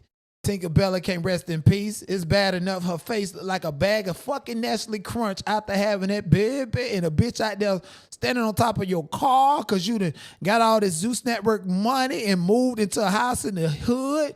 The fuck up out of here. I be fucking damn, bitch. I get some money. I'ma live just like the white folks. Shout out to YG. And I ain't going to the hood because it's broke ass bitches on top of your hood.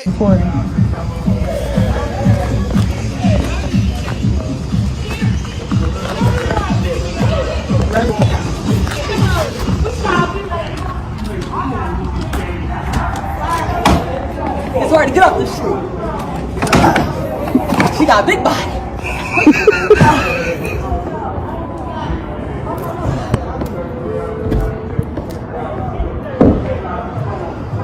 This is another reason I couldn't get on baddies, because this bitch take your house.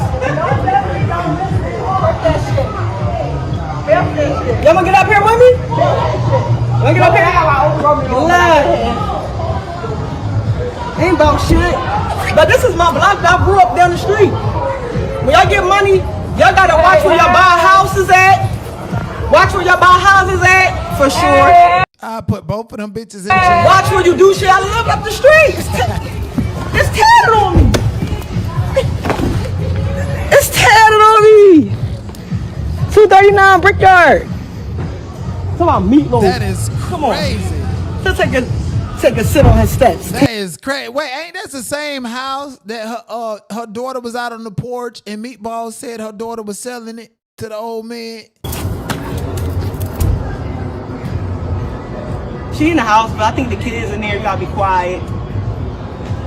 Little tinks running around. Bitch, you is not getting on baddies. You just know you're not a baddie, okay? It's too many bad body bitches up there on baddie. Even Roller need to go sit her ass down and her arm looked like it exploded. Get off of this girl shit. Like, girl, this is criminal behavior. This is literally criminal stalking. These bitches would do anything to get on the show. Anything to act like that they're better than. Anything. Fuck is you talking about? The night you can't mess with the K. What K? What you talking about? What's going on with Tokyo? Tokyo Tony is unfit. Tokyo Tony ain't nothing but a fucking powder head. And I wouldn't put it past crack now, because you know Whitney Houston said crack is cheap, and that bitch is sitting up there crying and exposing her daughter since Black China don't want to give you $250 to go smoke up some shit talking about groceries. Child. Tokyo Tony, the biggest narcissist I know. How you exposing your daughter for not giving you $250 to buy some groceries when you out there feeding everybody on Skid Row and picking lint out of your fucking ashtray because you can't pay for no Burger King burger? Fuck Tokyo. Tokyo Tony is disgusting. To say that about your only child at that. And guess what? I actually talked to Holly Larry with Black China sitting next to him. And that man's, when I heard Black China, she ain't say nothing, but that man who is Black China's best friend said, ain't nobody worried about Tokyo. She's a crackhead. Okay, she's a crackhead at this fucking point in time. Wonder why she was hanging out with Jag, why I can't get right. And went to her daughter's house for the holidays, and Jag got a preview video, I guess, to add it as if she got some friends, some allies and shit. Getting ready to lie on her. Jag, you been trying to come back. Go ahead and drag Tokyo Tone about the raunchiness that she's smelling, the promiscuity. Go ahead and do that. Since both of y'all done funked the fuck up of the blue couch over there. Yes, indeed. And I don't even know why they sit up there and try to act like black people are all bad and white people don't do the same motherfucking thing. I told you these monkeys do it too. You took a good look at a monkey? A monkey got thin lips. Take a good look at a monkey. A monkey got light eyes. Take a good look at a monkey. A monkey got straight hair. Take a good look at a monkey. I thought I saw a monkey on a skateboard the other day. I saw Planet of the Apes. Calm down. I don't know. White folks in Planet of the Apes. Turn your thing off and turn the fan off. At the same time, I really didn't know what to do. I was panicking. I was having a panic attack. Dead serious, bro. I just bought the PC like 2 days ago. And basically, I called her. And she didn't listen. So basically, because she was in the shower, she couldn't hear shit. So I went into the bathroom to get a towel, which our towels are. Okay? I got our towels. Girl, boy, going on. You done beat your wife. You done beat her motherfucking eyes out and had her big white back ass come out here and tell a pack of lies like she ain't a monkey. You took a good look at a monkey? A monkey got thin lips. Take a good look at a monkey. A monkey got light eyes. Take a good look at a monkey. A monkey got straight hair. Take a good look at a monkey. I thought I saw a monkey on a skateboard the other day. I saw Planet of the Apes. I ain't seen none of us in it. I saw this white folks in y'all Planet have of the seen Apes. him many times. I mean, if he punched me, I mean, it would be very obvious. I'm very pale. Be very obvious if he like literally hit me or something. Girl, sit the fuck on down. We the black people don't give a fuck about you, and we know you lying for him. You probably be immune to them goddamn punches. You 2 times his size. Why don't you pick him up and beat the shit out of him? Because he look like the white version of Cinnamon from the Applejack's box. Yeah, she defended him to keep that check and keep that screaming check going on. Put that motherfucker in jail. White people do the same shit black people do. Don't sit up here and let them tell you that we are animals and we are all of that.